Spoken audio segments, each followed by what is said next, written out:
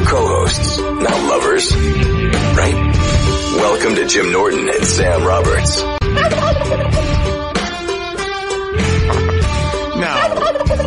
No, it's not a themed show. Sure it is. Why did you do that? Someone put that in my sound machine. I didn't even ask for it. You didn't? No. It's a Thanksgiving surprise. Somebody's very excited about Thanksgiving around here. Sure I am. Mr. Turkey is. It's a turkey gobble. This is. It's our last live show before the Thanksgiving holiday. Or as I call it, the November holiday, because I don't want to, offend anybody. Absolutely. We're not all... Some of us care about the way these turkeys are treated. Sure. We sure do. Mr. Turkey cares. Stop doing it. It's one soundbite over and over again. It's not like it's a whole bunch of turkey gobbles. No.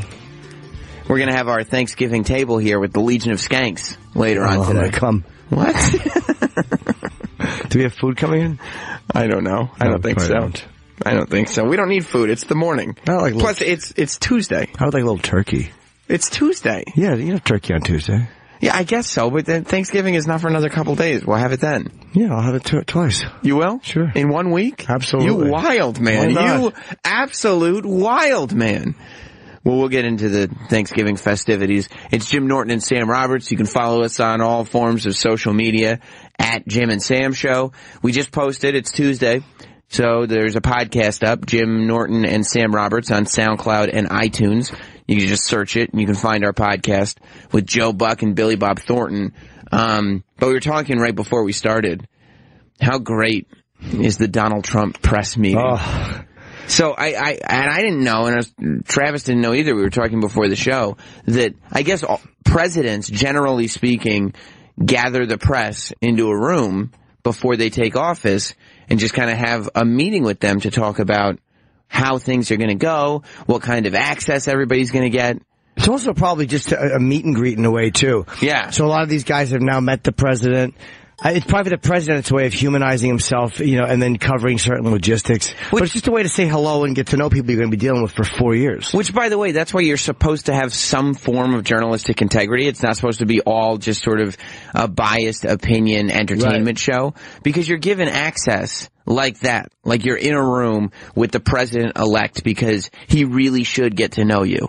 Why? Because you're supposed to be reporting, not because it's supposed to be this biased thing. Right. And they have been so... I get why people hate Trump, but don't act like the press has been fair, because they haven't. They've been shitty. No. And he gave them a fucking beating. Yeah, he did.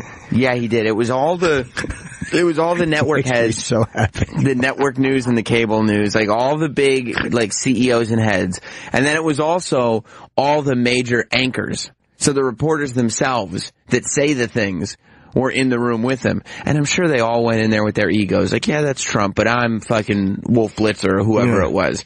Just thinking like, okay, it's about time. Yeah, Trump can say what he wants on television, but he's going to have to respect us now because we're in this boardroom with him.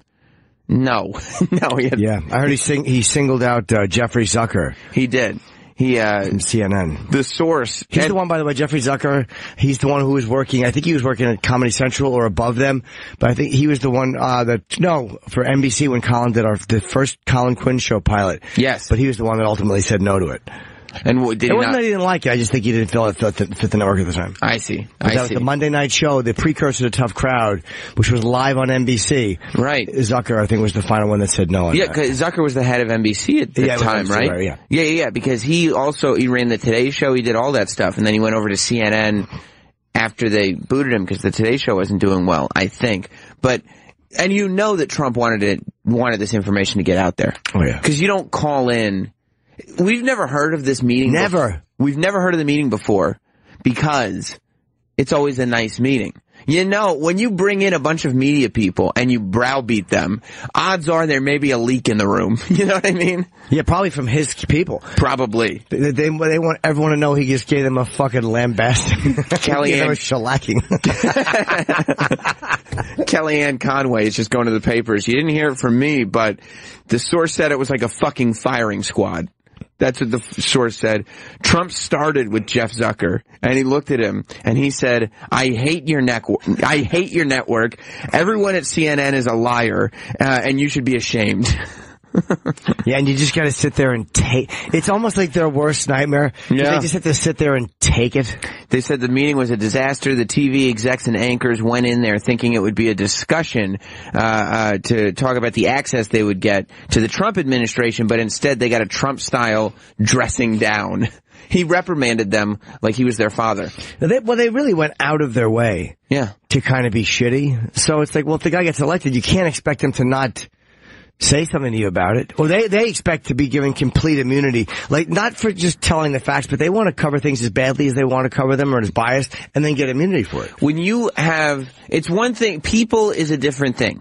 Voters getting upset about the result of an election is fine. The idea that, well, you lost, get over it. Like, I understand voters getting upset about losing an election. But news anchors and reporters being visibly distraught over who won the election is like so off the charts, unacceptable. It's unprofessional. It's crazy. Every Tom, Dick, and Turkey out there. Why did you add that? I just figured it would help. We're not talking about Thanksgiving. No, it's the theme. It's not. We can't do it for 3 hours. Oh, yes, we can. Everything we talk about? Yep. Oh, Jesus. You bet we can. But so, Erin Burnett got mad, or one of the anchors got mad at him. Yeah. She spoke up while he was talking. It did not go well. It didn't go well for her? No, he was like, "Don't interrupt me, cunt!"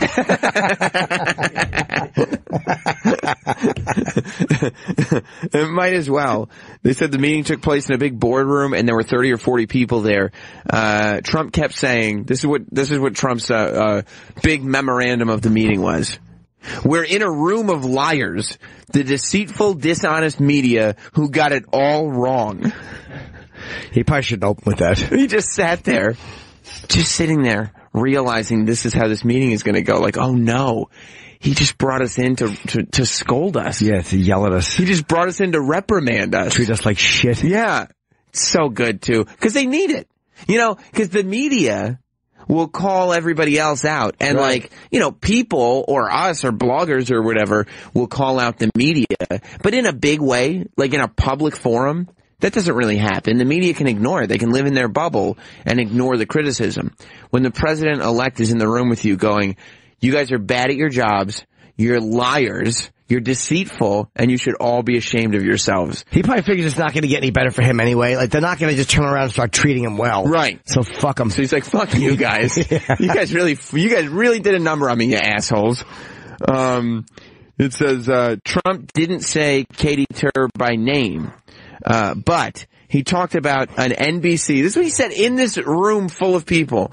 He talked about an NBC female correspondent who got it wrong. Then he referred to a horrible network correspondent who cried when Hillary lost, who hosted a debate. Did she really cry? Yeah. Can we see, do you have footage of that? That's embarrassing. The news You shouldn't anchor, cry unless the president gets shot. Yeah. It was Martha, Raddatz. Oh. Martha Raddatz, who cried, and that's exactly who he was talking about. And by the way, she was in the room when he said it. Good for him. Martha Raddatz was sitting right there in a chair. Unprofessional boob crying on the air. Yeah. Who's she, me?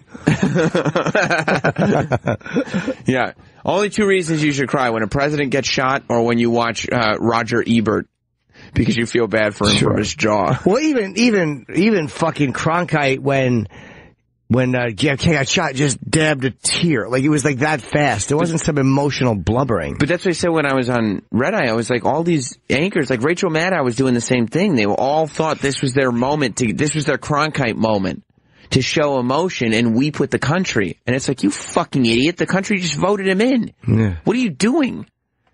Donald Trump, I questioned about what he would do in Syria, his understanding of military policy and civilian-military divide.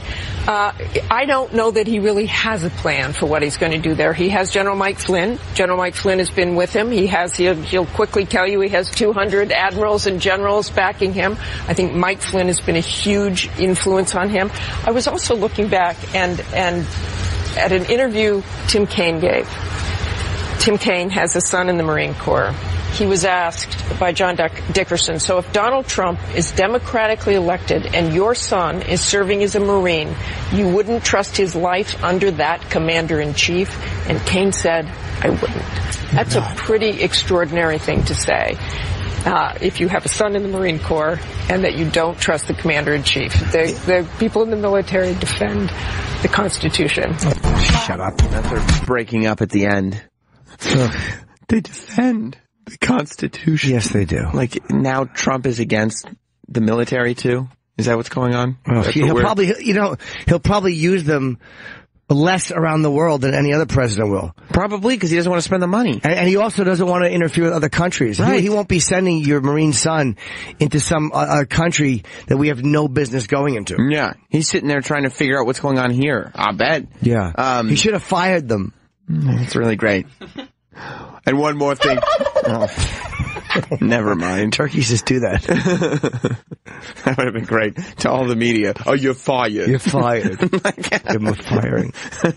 What a fuck you that would have been, though. Like, if he's just like, that's how little I take you seriously. It's my little quote. You're fired. CBS Good Morning co-host Gayle King, she didn't stand up, but she asked some questions. How do you propose the media work with you? Chuck Todd asked some questions, but nothing. Gayle King is asking Donald Trump questions. Yeah. Like, this is the press questioning the president. Gayle King is asking Donald Trump questions. Yeah. It's a weird world, man. It really has gotten odd. It really has gotten odd. But what was great was Kellyanne Conway, she goes down to the reporters after this meeting. Because one of the reasons everybody found out the meeting was even happening was because now these meetings are happening in the middle of Fifth Avenue. Yeah. Right? They're happening in Trump's building. Oh, is that where that was? I would imagine. That's where Trump is. So the fact that, like, it's not some, like, secluded location, but we have to shut down traffic permanently, and we're letting there's all these photos. George Stephanopoulos and Charlie Rose, and everybody went up. Gayle King is right there. Everybody went up to this big boardroom. There he is! Wolf Blitzer was there. Wolf Blitzer just sat there. He had to go away from his office, walk up to the boardroom, sit down, get ready to be told all the great stuff he was going to get, all the special access he was going to get to Donald Trump, and just sit there as Trump told Wolf Blitzer his entire network was a sham. Well, you know what it is? They probably just get, at worst case, they probably get a good-natured ribbing. Right. Like, Wolf, don't report this. Yeah. You know, they probably get like a little good-natured joshing. Yeah. No, I know. I've gotten myself in trouble with you guys before. I'm going to watch what I say here. Now you're all liars. You're all fucking liars. So great. Yeah, you should be ashamed of yourself. They were all running around the room. I tied in nicely, I thought. When did you become such a Thanksgiving fan? I love it. Why? My favorite holiday. Why? Kill an American boy. So they knew it was bad when Trump sat down. They said, this is not going to be good. This isn't going to be great at all. Because he was like, hi.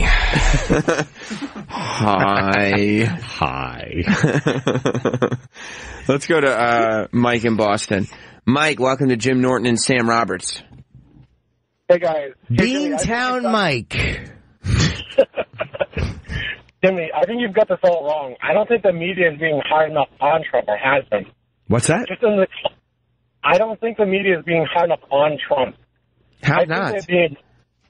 How is Trump? Have you looked at his Twitter? Like, he's out there. He's putting himself out there, attacking people at 3 a.m. Sure. Performing this beauty pageant. The dude at the time was running for president. Yeah, but I mean, there's no, like... Too harsh? Sorry, go ahead. No, it's cool. He put that out there, but the media went to town on that. Like, that was reported absolutely everywhere. And, I mean, you could see the real bias came in at the end of the cycle, I think. Like you really started to see when everybody was reporting that Donald didn't have a chance, when all the stuff that was coming out about Hillary really wasn't being reported very well, and everything about Donald Trump was being reported, all the polls being incorrect, and the people reacting, the news anchors reacting like they reacted as they announced who the president was. And to show you how the press, someone just tweeted me, Randy Weingart on Twitter, he's fucking morons defending a president-elect scolding the free media. You are baby boys talking about politics. Stick to UFC. And he's the director of TV analytics. Like, that's how people look at it. Like, the press feel, first of all, we're not saying that the media shouldn't be silenced. It isn't free media. It isn't free media.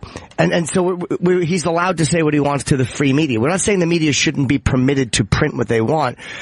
but they're biased and they're dishonest. Yes. And he was technically right. Whether you like him or not, they've been shitty. So Yes. they deserve the beating they got. The New York Times, I'm actually talking to the guy on Twitter, so I'm not even mean you. The New York Times had to actually back up on what they said and go, we'll do better next time. Because they were losing subscriptions. And so the free media was also being criticized by the people who were subscribing to the paper. And Donald goes on Twitter, by the way, today, like either early this morning or late last night, and he's tweeted like 3 or 4 times about the New York Times. His Twitter stinks, by the way. It's time for that to stop. Fucking stop it. Stop with that. You don't need to be mentioning the New York Times. Like, you're the president. You can get your word out He wrote in not other ways. nice. He wrote not nice. Not. What are you doing? Not nice at NY Times. Not nice. That's gotta stop. That's really stupid. I canceled today's meeting with the failing New York Times when the terms and conditions of the meeting were changed at the last moment. Not nice. You don't need to put not That's nice. Stupid. Knock that off. I'm afraid he may say some embarrassing things as the president. Do you think that might happen? Yep. Are you afraid of that or looking forward to it? Yeah. It's America. We deserve it. We do deserve it. We deserve it. It's going to be great. But to have a private meeting with the press, bring them all up and tell them that they were unfair and treated him in a shitty way, I don't see anything wrong with that. He didn't tell them, hey, I'm never going to talk to you guys. Hey, you guys shouldn't be talking about me at all. Hey, this is the last time we're going to have a meeting. He brought them up and he said, you guys have been fucking assholes. You know what I mean? And that's it. And I don't think it's the same way Obama has publicly said Fox News was unfair to him. Many times he said, and by the way, Fox News was unfair to him. They were very unfair. And nobody had a problem with it. I want to know, or say at least they were biased, what about the correspondence dinner that he's going to do every year? He's going to switch it up. That's going to be awful. He's going to be like, we're not going to do the roasting How thing. is he going to take getting his fucking asshole chewed out by a comic? Well, first of all, he's going to be very careful. He's probably going to like hire Dennis Miller or somebody I don't know to if he host gets it. to select them though. Oh, really? No, I don't know if the president or whoever throws the correspondence dinner, maybe it is the White House themselves. I don't know. Yeah. Maybe he does have a say in that. No, you're right. Because if somebody else hires the comedian, because he didn't handle it well when he was in the audience. No. Now he expects a certain respect. Go on, Mike. Maybe he just won't show up to it. Maybe like he'll do it the first year, realize like people are still shitting on him and just not show up anymore. And just be like, well, you know, I have other things to do. I don't need to do this. He could do that. Yeah. But Mike, I think that like that he's asking for some of it. He's asking. We're not saying don't criticize Donald Trump by any stretch. I'm not saying that. And he's asking for criticism, and you should criticize him. But they weren't criticizing the other candidate. Donald Trump is a guy that you don't need to make up stories about. Like, you don't need to stretch the truth when it comes to Donald Trump, and the truth is being stretched. Yeah, or just don't be so biased about it. I agree that they don't have to make up stories about it, but they were stories also being made up about Hillary Clinton. How long do we hear about the emails non-stop? Over and over again. They stretched that over an entire year. Yeah, well, the thing about you're right, did. But it was the emails was a federal investigation. The reason that was stretched over a year is because they were waiting for the FBI to come back with their results. I mean, Hillary Clinton. You got to admit, it looked a little fishy when Clinton had a fucking 45-minute meeting or whatever with the head of the Department of Justice. That looked weird, dude. It didn't look right. Even though, you're right, I didn't give a fuck about her emails, to be honest. I could have cared less about them. But we know that we've set up a thing where emails that are secret emails, classified emails, can't be mishandled. Right? People have lost their jobs, and those have been big stories. When you find out that classified emails have been mishandled, there are big stories with high-ranking military people that have lost their jobs because of it. So the idea that was happening, yeah, that's a thing. And then the further you get into it, when the FBI guy comes out, James Comey comes out, and he goes, he won't say one thing or the other. He'll say, we're not filing criminal charges against Hillary Clinton. But all those things that you think she did. But it's not a criminal thing. And that email thing, do that final push for the email, it went away, and then stupid Anthony Weiner's computer, because he's fucking sexting with a 15-year-old girl. How do people blame that on anybody? That was their fault. Right. They got caught. Hillary, you are the company you keep. They got caught with fucking Donna Brazile handing over questions. They got caught fucking Bernie. Again, the Republicans are shitty too, but they just got caught. Yeah. Yeah. All right, Mike. All right. Bye, mister. Thank you, buddy. Bye, Mike. Brad in Kentucky. What's going on, pal? Hey, good morning, fellas. Good morning. I'm listening to the new show for the first time. Thank you. Oh, nice. Yeah, you're welcome. Yeah, I was just made the point that, you know, I can't stand the media. I turn it off when Trump won North Carolina, because I don't care to see jackasses who don't have any integrity left in their profession carry on, you know, at midnight about the future of the country, right? I went to bed before it was even called. And, I mean, it's fine that he brow bashed him, but on the same side, Fox News at the same time was being pretty critical of Clinton. Now, I agree that it was probably more biased towards Trump overall. With probably good reason. He's just so outlandish and fun to fucking poke.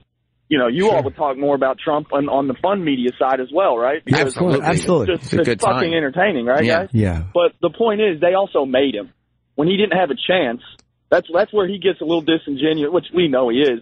You know, well, I would say the guys that made you, because when he didn't have a chance, who would they cover? Did they cover Cruz, they didn't mean to make him. Yeah, they didn't mean to make him. He manipulated them, and even Fox News during the primaries. Yeah, they got Fox News was not on Trump's side at all during the primaries. Fox News was anti-Trump. Thanking them that they're so stupid that they followed him around like little kids with a schoolgirl crush. Can we get another quote from you, Donald? And, well, he's basically, you know what I mean? like, dude, he's just telling them what he thinks of them. I mean, and the reality is they're going to cover him however they want to cover him. They're allowed to say whatever they want. He can't control that. He can't stop that. He can't do. He's not. There's no way to restrict total access to the media. You just can't do it. Right. So maybe some of his private or personal things that other presidents would show a courtesy on, he won't. But they're going to get all the news that they're supposed to get from the White House. That you can't they should, and they have to. Of course, they have to. They shouldn't be restricted in what they cover about the president. But if you want to just sit them in a room and go, I think you guys are awful. Good, fuck them. Yeah, I don't mind that. No, and I'm fine with it. I just also think it's just classic Trump. You know, megalomaniac, where he doesn't realize that they helped him. He won on an anti-establishment rant. Like, if you didn't have the media crushing him every day, he can't go out there and whip up the base in Wisconsin and Michigan and say, hey, you guys don't have your fucking jobs because the auto industry fucked you. I'm the man. Listen to these assholes on the telly. They don't see my crowd. And I agree that I don't know if it was luck or pure genius, you know, probably a little bit of both in terms of diabolical manipulation and just kind of lucking into it because of his personality and where we're at with the Twitterverse and you know, just it being so, you know, you have to be the bigger the, you know, it seems like the bigger the asshole you are, the more, you know, press you're going to get. And I'm not saying he didn't even deserve a beating. I'm not saying he didn't deserve a beating sometimes, of course. But the press, they were extremely biased. The papers endorsed a candidate. They were all endorsing her. And then there are people going, well, Hillary got bad coverage too. If you think that Hillary got the same amount of bad coverage, even if you fucking hate Trump, you have to acknowledge that she didn't. I mean, look, even on the comedy side, like, even when you look at SNL, like, I love SNL. I think it's a funny show. I watch it. But the way that they were poking fun at this thing, it was not just simply, let's make a mockery of what's happening. Right. They specifically, on multiple occasions, before and after the election, took time out to be like, let's be serious, though. And they obviously favored Hillary. They sang a song of grief. Yeah, they had to do an emotional farewell. And that wasn't an emotional farewell to the character on the show. Right. That was, we are so sad. Number one, we lost Leonard Cohen. But mainly, I can't believe Hillary lost the election. And that's the bias that we're talking about. And that's not a media bias. That's that sort of liberal elite Hollywood bias that exists. We're just an angry country. People don't want to acknowledge that. Everyone's just angry at each other. Like if you express an opinion that other people don't like, they just get mad at you, and I get mad at them. It's the way we are. So we deserve what we get. Right. We absolutely deserve what we get. And we really are fucking a bunch of entitled cunts who it's my way or no way. I know it. Like if you're person one, I know politics. You don't understand politics. Right. Other people that think they understand politics, half the people got it wrong. They thought they understood who was going to win, and they were wrong. Right. So shut up. Right. Right. And next time, that half that got it right this time, you guys will get it wrong next time. You'll get it wrong next time. So it is what it is. It is what it is. But it's supposed to be, the point is that, like, the news anchors and the reporters, those are supposed to be the only people that are not entitled cunts. Yeah. You know what I mean? Like, that's the only place that it's supposed to not exist, and it exists there more than anywhere. I think it's hilarious that he did it. I think it's too. Hilarious. And I said before the election, like, it started to scare me a little bit when Donald started revoking press credentials. I was like, you can't revoke press credentials. You have to allow the press to report. But if you have access, if you're talking to them, I'm all for telling them they're pieces of shit. Yeah, why not? Why shouldn't you? Why should you go in and have that meeting and then pretend you're not annoyed at them or pretend that you think that they were fair? When they weren't. Yeah. You know, and that's pretty obvious. Melanie in Toronto is here with Jim Norton and Sam Roberts. Good morning, guys. Morning. You guys have got me like almost about to crash my fucking car because I'm so annoyed with both of you. Why? Huge fan, first of all. Jimmy, when you were in Toronto, I literally tried to kill someone to get tickets. It's just... You are a very violent person, I Melanie. know, you want to drive your car. Violent. Yeah. I like you. I really am. I'm disappointed, not even disappointed. I'm horrified at the election of Donald Trump because I'm an American citizen. Where are you from? I live in Toronto, but I'm You do? And they've never had a questionable candidate elected, have they? In Toronto. Yeah, really. Guys, I understand what you're saying. Rob Ford was a nightmare, but guess what he wasn't? Guess what he wasn't? He wasn't the prime minister. He wasn't responsible for. He was the mayor of Toronto. That I understand. I'm just joking. Controlling the world. De Blasio stinks. I know. I understand. Right. Get a hold of yourself. Here's my question for you guys, and I'm a fan. I listen like pretty much every day, right? So what I want to know is, Jim, how closely do you pay attention to politics? Like is this for kind of peripheral, or do you really pay attention? Well, we talk about it every day, so you pay attention. And here's the thing with politics. I'm aware of the fact that everyone who talks about politics, A, talks about it from their own point of view, and B, thinks they know more about it than they do. I've been on Fox. This is why I've been on Fox, on Red Eye many times, and on Hannity with people who were political experts. Right. And in a discussion where you're just having a one-on-one back and forth, none of them were impressive. So I talk about it the same, and I'm not even shitting on them. A lot of them knew what they were talking about, but everyone sounds great in a quick soundbite. But none of us... No, but Jim, there's certain things that are just kind of facts, right? Like, you can sit there, like, I look at, like, little small things, if you look at the comparison, right? You're saying, Donald Trump, it's right that he called them in and he scolded them and this and that. This is just not something that's done, and I guess that's really cute and everything for you guys. But can I just tell you something? Right now, Donald Trump is costing the taxpayers of the United States $1 million a day just so he can stay in New York. But when Malia Obama wore like a designer dress, the press lost their fucking mind. Well, okay, hold on. Let's go tit for tat. You're correct. I think him staying in New York is a stupid idea. And then let's talk about the daughters again. Hold on. Let's talk about the daughters. When one of the daughters was alleged to have been smoking a little bit of pot, the press was like, "Oh, come on!" But when Jenna Bush got drunk, they went after her a lot differently. The tone was different. No, yeah. You have to talk about which media, right? So let me put it this way. Wait, the tone wasn't different from the press? It definitely was. It was. Yes, it was. Jim, the general media was like, look, that's a teenager, whatever.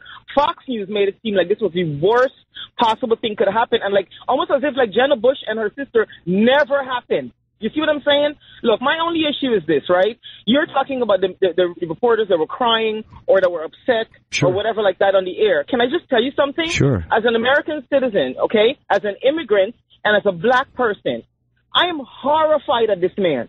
As someone who loves gay people, who are like, have gay people in my family, who know what conversion therapy can do, according to my tent, this is horrifying. We agree on that. We agree on that, and he said a lot of dumb shit. He said a lot of dumb shit.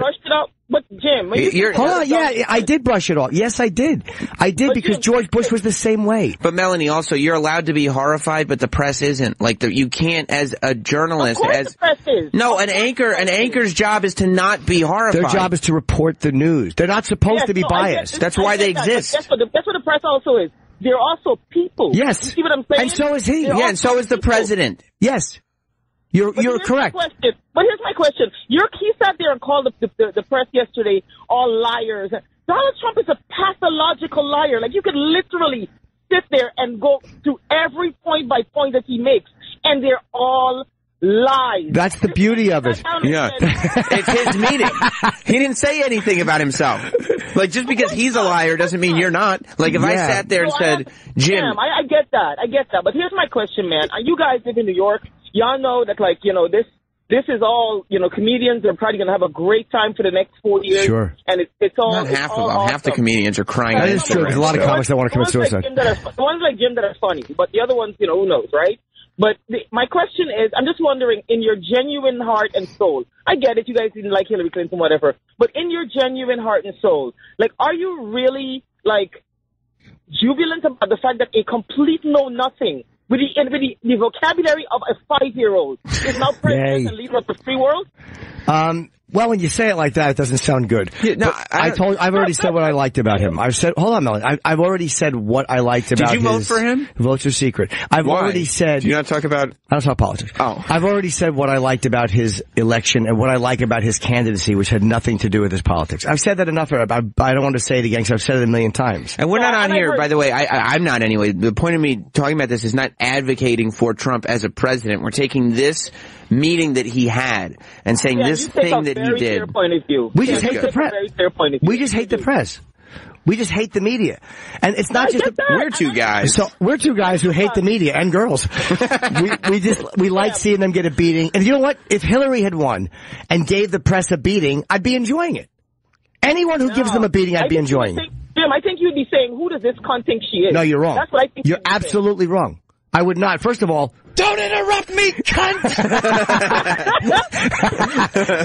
First of all, no, I would not be saying that. But if she gave the media, I didn't hate Hillary. I just like the fact that whatever. I don't want to bore people. I've said it already. What I liked about the idea of electing a guy like him. And it's fun. Jim, it's fun. Hold on a second. Yeah, go ahead. Jim, do you love?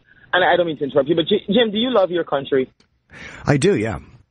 Do you want your country to remain the way it is? Like, just remain and get better? Partially, yes, and partially. There's things I want to change, but I also think my country is a little full of shit. Better, right? I'd like for it to be great again. Yeah, I would too. How can that happen?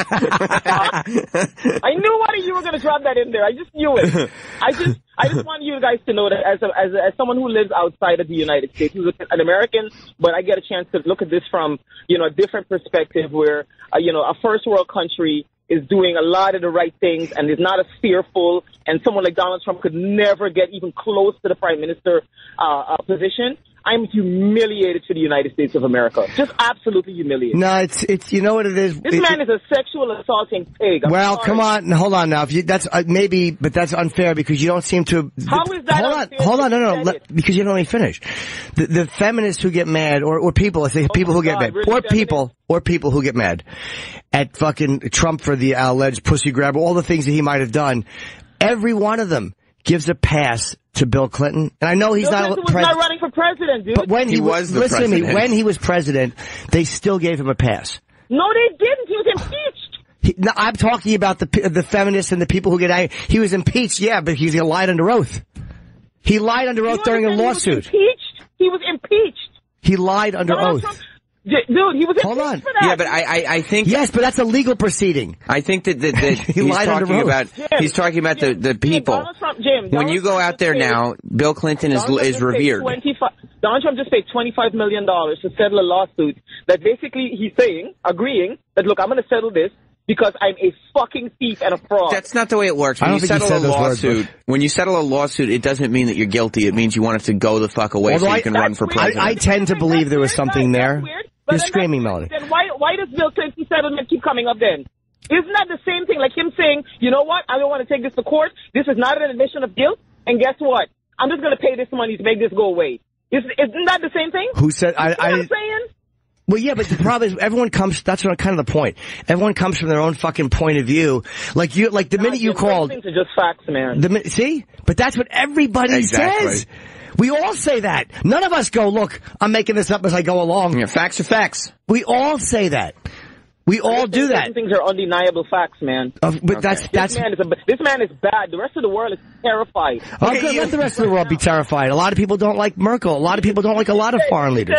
You just said, the reporter that was upset that her son, that was saying that Tim Kaine's son is he's in the military, and she was crying about that. Man, can I just tell you, if you guys think for a second that Donald Trump is not going to assist Russia and be a part of a lot of... All right, Melanie. All right, Melanie. We appreciate you listening. Before I go, I just want to say one thing. Yeah. Jim? Yes. If you come back to Toronto and I don't get tickets, I will beat your little white ass so bad. Now you're making me not want to give you tickets just to receive my punishment. I know you like that shit.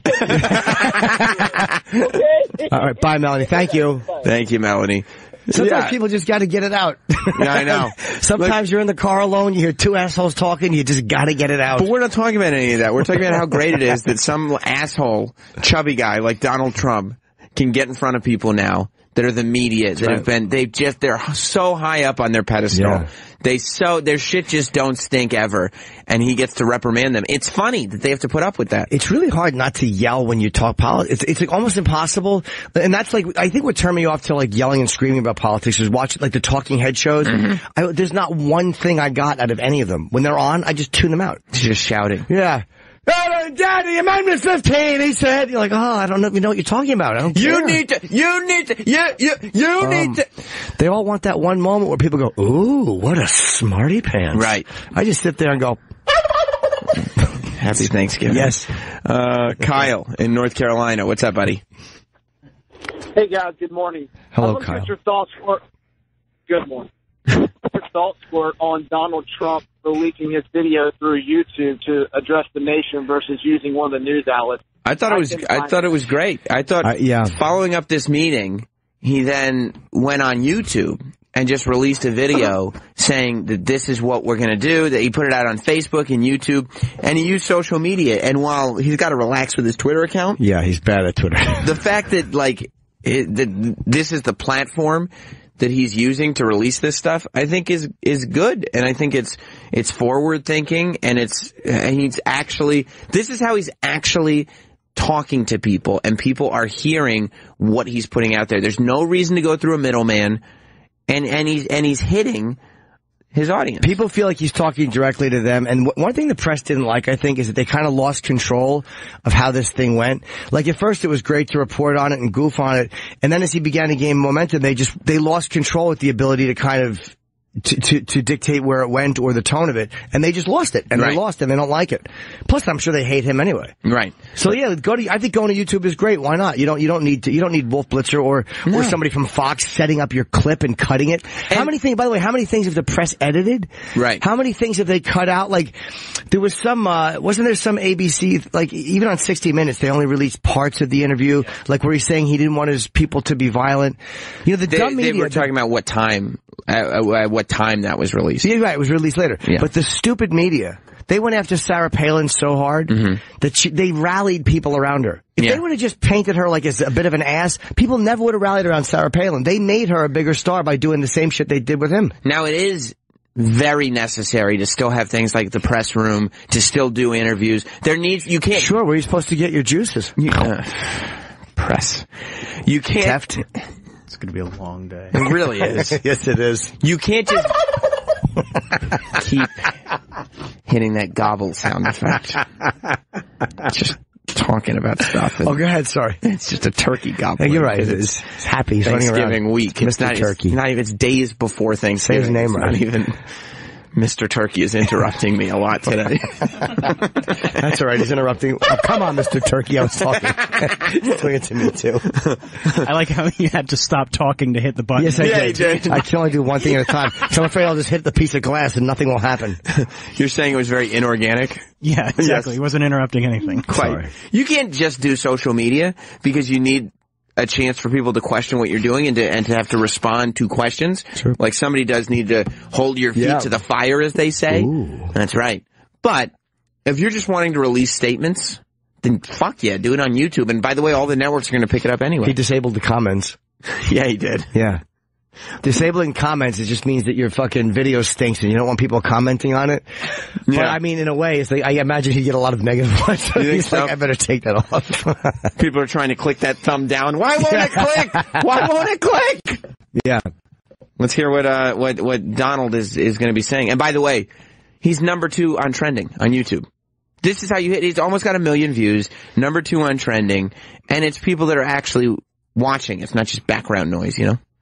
Today, I would like to provide the American people with an update on the White House transition and our policy plans for the first 100 days. Our transition team is working very smoothly, efficiently, and effectively. Truly great and talented men and women, patriots indeed, are being brought in. Can you pause for a second? You can tell where he throws that. You can tell where he throws something in. Like he's obviously reading, but once in a while he'll throw in like a little not like that type of. There was like 3 parts in here where I'm like, come on, you just speak. Yeah. Just read the deal. Patriots indeed. It's about time. He threw in. I was about to say that indeed. Patriots indeed. Yeah, I think he tossed that in. Because he goes, you know what he's... It's about time, yeah. You know, because he's got this brain where his ego works in such a way where he needs to know that the stuff he just thinks up is better than anybody can write. Yeah. So him in the moment is better than any speechwriter can do. So there's always got to be something that he adds in there. He can't help himself. No. It's like when somebody does like a live read, you know, you always hear it. I always hear it anyway because I'm so used to doing them. Sure. You can hear on radio shows when somebody does a live read and they just throw an unnecessary word in that was not in the script. Because they need to know, like, oh, I'm having a good time, but it didn't add anything. It's also the only way, like when I do a live read, not that I'll reverse certain words because it helps me it helps keep it from being monotonous. They're written terribly. See, I try to personalize it. They're like, we love when you personalize it. Right. I mean, I'm imagining that's what they're saying. I don't remember anyone saying that. No one said that, but I'm imagining. Steven Singer is a great jeweler. He's a great jeweler indeed. Oh, I like that. You just added it. Yeah. You know, a jeweler indeed. Yeah. And effectively, truly great and talented men and women, patriots indeed, are being brought in, and many will soon be a part of our government, helping us to make America great again. My agenda will be based on a simple core principle, putting America first.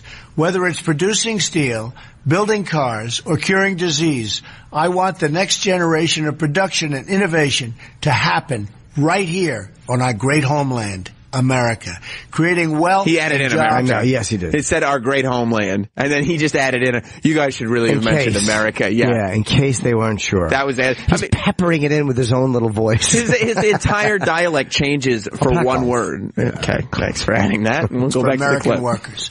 As part of this plan, I've asked my transition team to develop a list of executive actions we can take on day one to restore our laws and bring back our jobs. It's about time. He threw that in. Yeah, he tossed that in. That was a really obvious one. Yeah. It's about time. Include the following.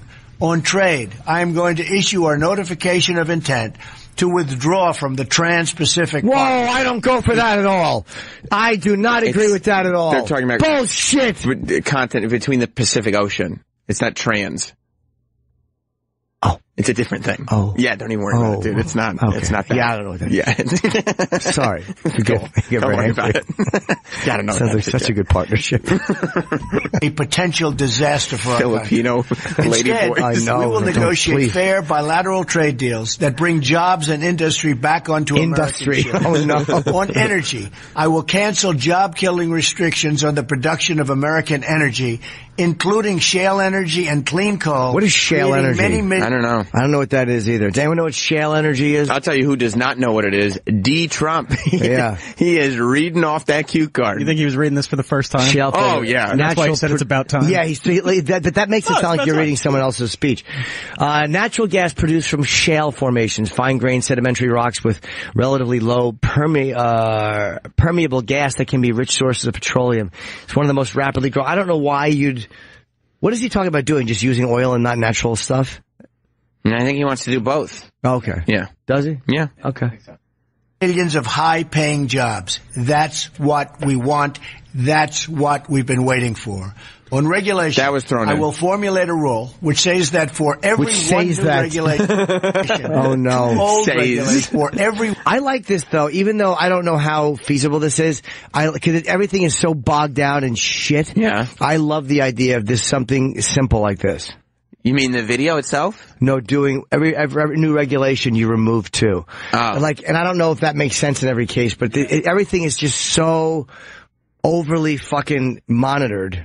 Like just start over. Yeah, you just get bogged down in shit. Right. I will formulate a rule which says that for every one new regulation, 2 old regulations must be eliminated. So important. So important, he goes. I will ask the Department of Defense and the chairman of the Joint Chiefs of Staff to develop a comprehensive plan to protect America's vital infrastructure from cyber attacks and all other form of attacks.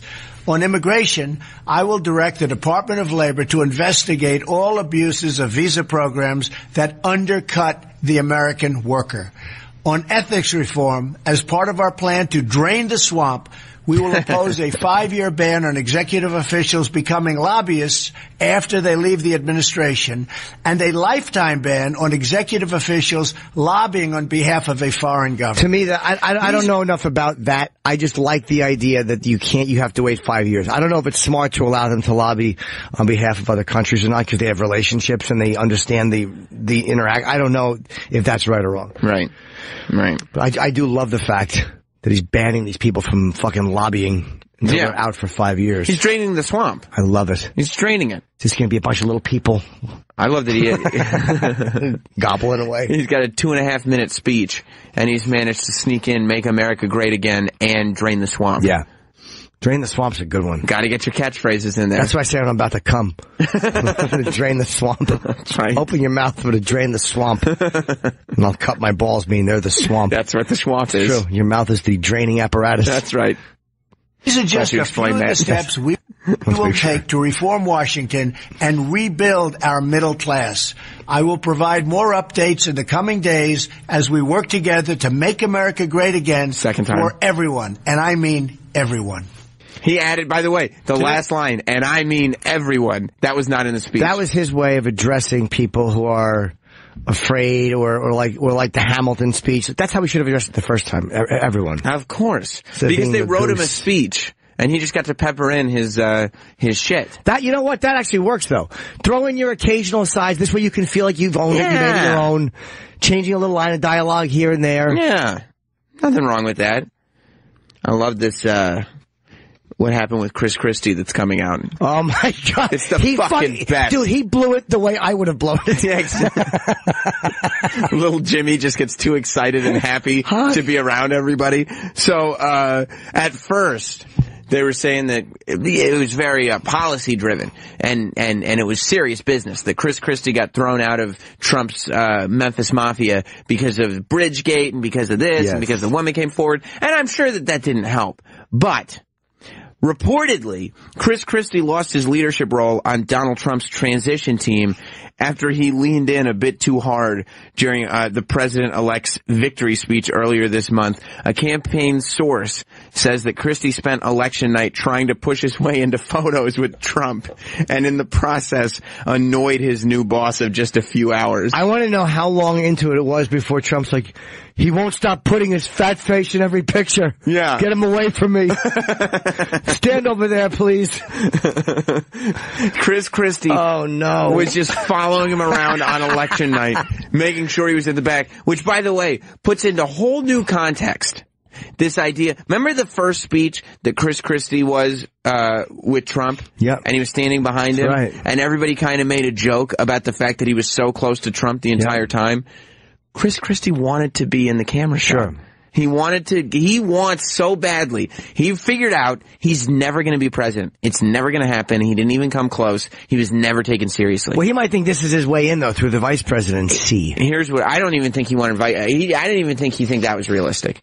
I think that Chris Christie decided that he's never going to be president. He's not going to be vice president either. People just don't take him seriously in that capacity. So, I'm going to try to get myself into every picture and every video possible. That way, when the history books are written and people go back and look at videos of great speeches and moments of these great photos and everything, he just needs to be in as many as possible. Yeah, I think he had higher aspirations, but also just he likes being in the camera eye. He thought he might be, I don't think he definitely didn't think he was going to be vice president, because Mike Pence is very different than Chris Christie. Well, remember earlier on, though, that people didn't know? They're like, well, is it going to be him? Wasn't he his first choice? No, actually, Chris Christie was his first choice. There was a report that he wanted Chris Christie. And he told him yes. People in his circle were like, nah, it's not a good idea. He had been told yes. Right, but I think any political person knew that wasn't going to happen because Chris Christie is too much like Donald Trump. Like, they just needed a conservative guy, and Chris Christie, you can't have somebody that hugs Obama during the hurricane, unfortunately. I think it was the bridge. I think that Trump would have liked a guy like that in a way because it might have helped him against Hillary. I also think the bridge gate is what fucking killed him. They brought in a vice president, though, that would help him with conservative people because the conservative people started turning on him. Yeah, and the conservative people would not have, if this was the ticket, the never Trumpers on the conservative side wouldn't have been like, oh, this is better now. Yeah, well, he also had that whole thing, Chris Christie with the dentist scandal. What was that? Bridge You mean because they're a dentist? You mean because adding a bridge can be an oral surgery? Yeah. You bet it can. It's Bridgegate. You didn't care for that? No? No, was it a good one? Oh, well then. That's a good, everybody happy again. Gobble, gobble, indeed. But yeah, I love just learning more and more. That made me so happy. About Chris Christie, that he's just running around trying to be a part of history. Especially the fact that, like, so he didn't get to be the vice president, and I think that was just because they had to do it strategically. They needed Indiana, so they got Mike Pence, and they needed conservatives, so Mike Pence fit both those categories. Chris Christie is not going to deliver New Jersey, and he's not going to deliver conservatives. So that's why he didn't get that position. But that's okay. Yeah, Trump offered it to him. I really believe that. You can still be in the Memphis Mafia. You can still be maybe Secretary of State, maybe one of these positions. I think Chris Christie was going for that Giuliani role. That role that Giuliani has now where he's the spokesperson, and he's out there, and he kind of can get whatever he wants aside from those top two tiers. He wants to be the go-to guy. Yes, exactly. He wants to be... Exactly. He's like, boy, they won't call me old fatty pants anymore. I'm the go-to guy. Right. And guess what? If anybody does call me fatty pants, I can call up President Donald and tell him. And he'll do something about it because I'm his go-to guy. Get out of my pictures, fat boy. Yeah. Will somebody fucking get Christie out of here? Do we have more pictures? Well, where's the speech? What did he try to get himself into? Like with the election, they said it was election night. No, but I mean the actual speech. Is there a video of him in the speech with Trump's concession speech? See, there he is. No, victory speech. That's what I meant. Victory speech. Yeah. Trying to jump in. Look up the victory speech. Yeah, I want to see that. And you think he was just walking around on election night, just being like, "Hey, oh yeah." He was shadowing Trump. Well, he was doing that thing. You know that look that you see in people's eyes? You see it all the time. When, like, they go wide-eyed and are pretending that they're busy doing something, or they look around the room as if they're looking for somebody in particular. Yeah. But what they're really doing is not leaving your side because they just want to be a part of whatever you're doing. You know, like you have something important to tell them. He's supposed to feel important. He was really hoping that Donald would just be constantly asking, hey, where's Chris? Right. Yeah. I got a question. I need advice about something. When in actuality, it's like when somebody's trying to get, like when you're trying to get a photo with a celebrity. We've been there. I've been there. When you are just waiting until he's done doing whatever he's doing, right. But you can't look like you're waiting. So you, in vain, try to look busy. You look around the room, you do anything, but really you are just trying to stay within 6 feet of this celebrity so you can get your photo as soon as that conversation's over. Boy, is Barron Trump going to get a lot of pussy when he grows up. Oh my God, this kid. He's a handsome kid. He's a fucking son of a billionaire. And he's going to be the son of an ex-president. Whether or not Trump's the liked president won't matter. He's still the son of a president. Chris Christie was probably trying to get Barron's spot up there on stage. That's probably what really pissed him off. He probably ran in the back to get his white tie, and then the kid took his spot. Hey, Barron, I think I'm going to be standing there, and is he trying to push my son out of the way? Yeah. Is he trying to push my son out of the way to get camera time? Get him out of there. Get my son up here. Yeah. No, not Eric. I want the little good-looking one. Give me the cute one with the future. Yeah. Get that fat kid out of here. Get him out of here. Don? Poor Chris Christie. He really thought he had it all figured out. Yeah. He really thought he had it all figured out. I'm so happy. He got caught just for photobombing. For fucking putting a big fat dumb mug to a bunch of pictures it didn't belong in. And we can both relate to that. Right. Of course. Just trying to be like, okay, well, if I'm not going to get a picture with this person, at least let me okay, I've done it for you. You're like, I'll just stand back and just take a photo of me standing back here just so people know I'm part of the environment. Yeah. Like, this is just where I hang out. This is my social circle. It isn't, you fucking social media vixen. It's not your social circle. So funny. I love it. I love how far down it's gone for him. And there's no coming back for Chris Christie. I don't know what he does now. Nobody gives a fuck. He could, like, most of these guys write a book, go on a speaking tour. Nobody gives a fuck about that guy. Nobody's gonna buy his book. Nobody's gonna go see him speak. I know, big fat Zelig popping up everywhere. That's what he's gonna have to do. The only thing left for Chris Christie is to lose a bunch of weight and start infomercials. Yeah. For like, you can Christie off all the pounds. He's eating M&Ms at the game. He just loves them. Small bag of M&Ms. Is that what he's doing? Ah, good for him. He's pouring, yeah. You know why he's pouring that small bag of M&Ms into that big box? He finished half the big box. And because those big fingers, he has trouble with the bag. You're right. Yeah, you're right. That's big, what goes chubby on. Fingers. He can't get the big fingers in the bag. I'll bet you the bag rips and M&Ms spill onto his fat pants. Oh, for Pete's sake. And he gets mad, number one, because he's humiliated, but number two, because he was going to eat those. Yeah, because he's one of 3 people wearing dress shoes at a baseball game, stepping on his M&Ms. It's got little chunks of candy shell in the rubber parts of his shoe. That's what started my fucking candy binge at Dumb Bert's house. Those little peanut M&Ms. Oh my God, those things. Do you know what I want? Pretzel M&Ms. They're really good. Oh, you bet they look good. They're really good. Fuck, do they look good. You should try some. I will, December. After I shoot, I'm going to treat myself to a snack. Yeah, get a pouch of crispy M&Ms because I shot my special. Yeah, that's my little treat. I'm going to have some pizza. Wow. I'm going to do something that I won't mention. I'm going to have some M&Ms. As long as we can get that visa worked out. Let's go to Angry Andy in Virginia. What's up, pal? Just in the morning, dear. Oh, I fucking hate Angry Andy, don't I? Why? He's angry. Oh, he's such a fucking idiot. Why? After the morning. After the morning to you, Angry Andy. You can't possibly be intoxicated this morning. Pickles. I think the thing with Christie is his big, gigantic font. I thought he was, like, really one of the most eloquent speakers during the debate. What? He wasn't out. You can't get...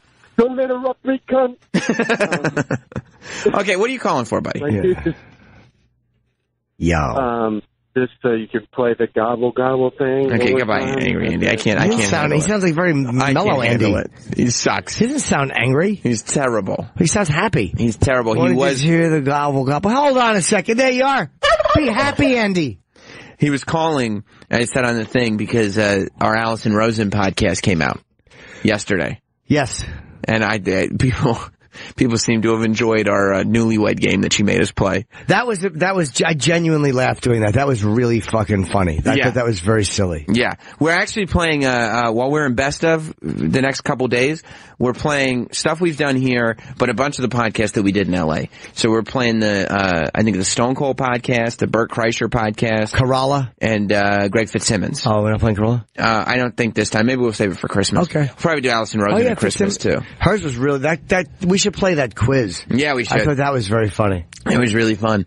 Go ahead. And then just something different, like even though it's a dumb newlywed game, it was still fun to, well, we didn't take it very seriously. No. To see how much you know about each other, and I'm like, what am I going to guess what Sam's favorite TV show is? Who gives a fuck? Who cares? That's the only one I got right. We also have, speaking of podcasters, the Legion of Skanks fellas are going to be in today in just a little while. But look who's outside. The D-bag's outside the door. And I don't know if you heard it, Jim, because it was after the show yesterday, so I don't know if he smartened you up to it. But thank you. And D-bag, I actually don't know if you are aware. Adrian came up with a bit for you for Thanksgiving. Great. Did you hear about this? Do you know about this, Jim? I've heard rumors of it, but I'd like to hear it again in detail. Yeah, the last thing I want is rumors and hearsay about. And D-bag, you were not brought up to speed about this. I swear, and D-bag, I would tell you if I was throwing you under the bus for something. You know that? Uh-huh. This is Adrian's deal. Yeah. Okay, you don't know about it?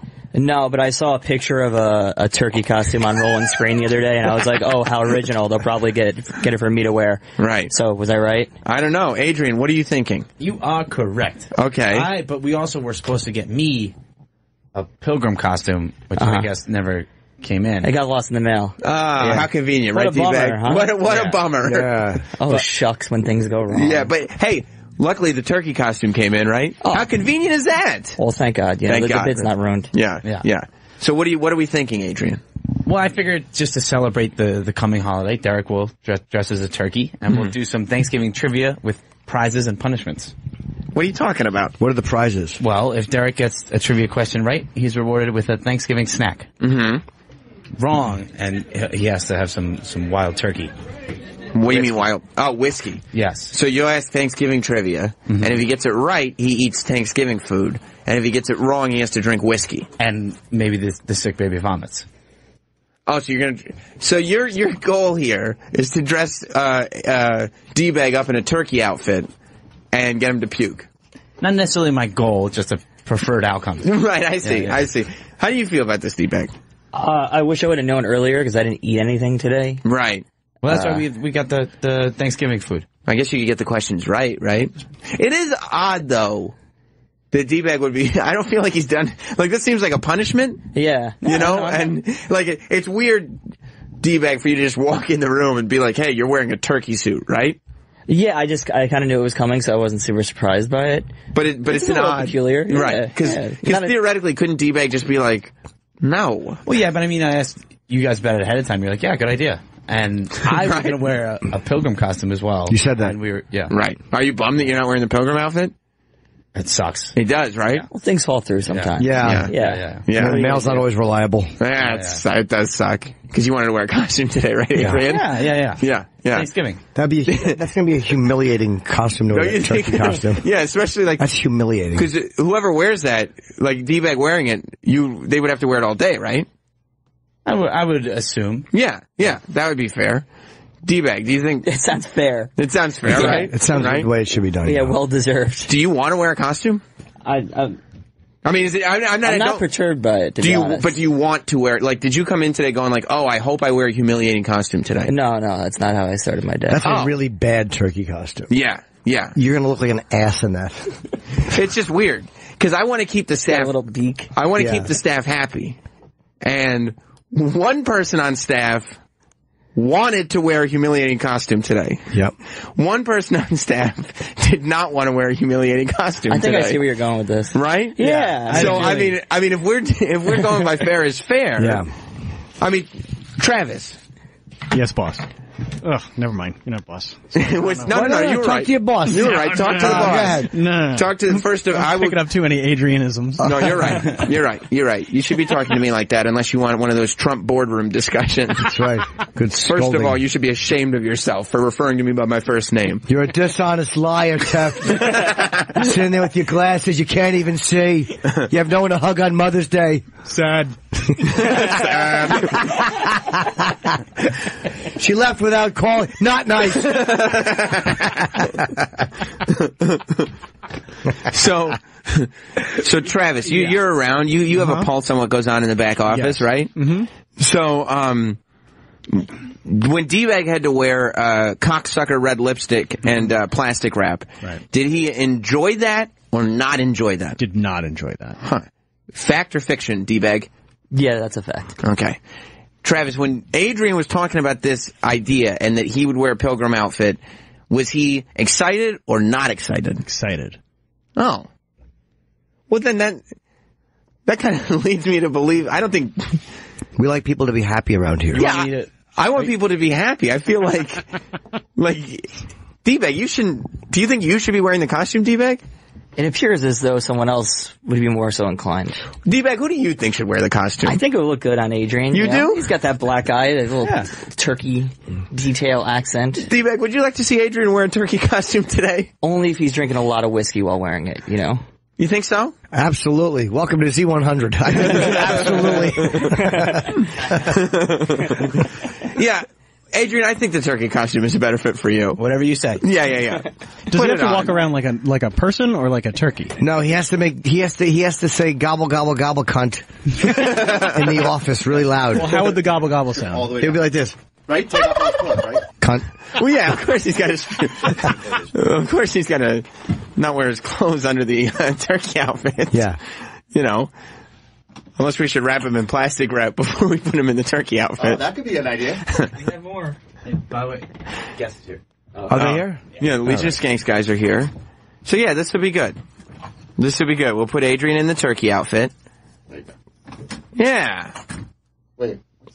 That's a big tail. That's alright. Turkeys have big tails. Okay, yeah. You're going to tie the head to me. Yeah. Strip all the way down, bro. I even say go nude. I'm not going nude. Come on, go nude.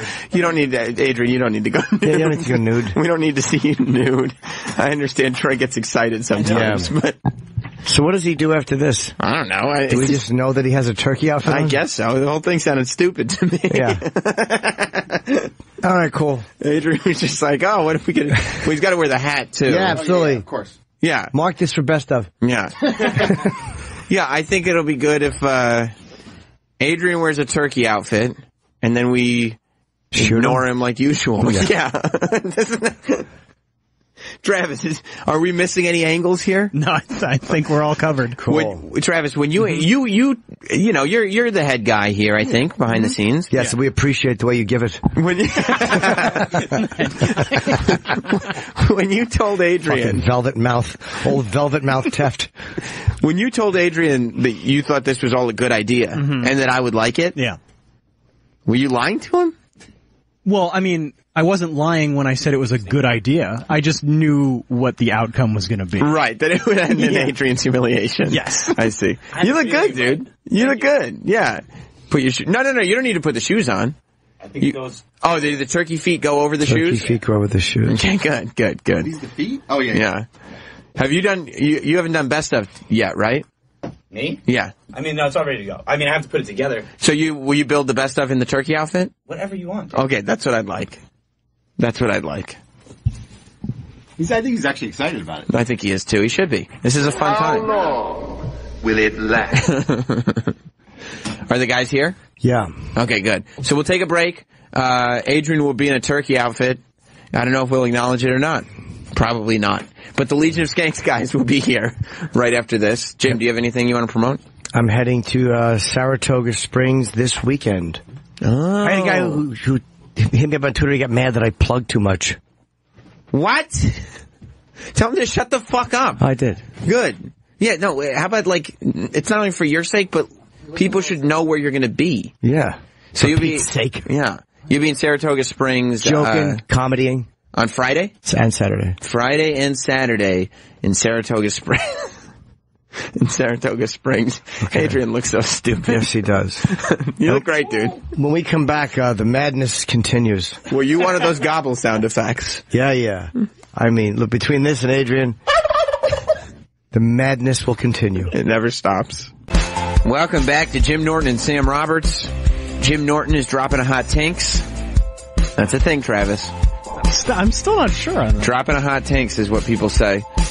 He's dropping a hot tanks. How's Adrian going to drop a hot tanks later in that costume? You mean Turkey Boy Adrian? Adrian the Thanksgiving turkey? He'll just piss himself. That's no problem. Adrian wanted to humiliate D-Bag for no apparent reason today. So now he's got to wear the turkey suit. I wish we had a huge guest coming in. Well, we got the Legion of Skanks fellas. That's true.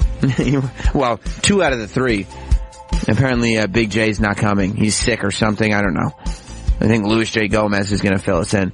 But Louis J. Gomez and Dave Smith are both here as well as we eagerly await the appearance of all 3 great comedians, Jim Norton included. Don't forget, Jim's going to be up in Saratoga Springs here in New York on Friday and Saturday. You just listening on the headphones? Do you want me to grab them or no? No, they'll come in. Yeah, they can come in now. Yeah. Now that he's here. Welcome back, Jim Norton.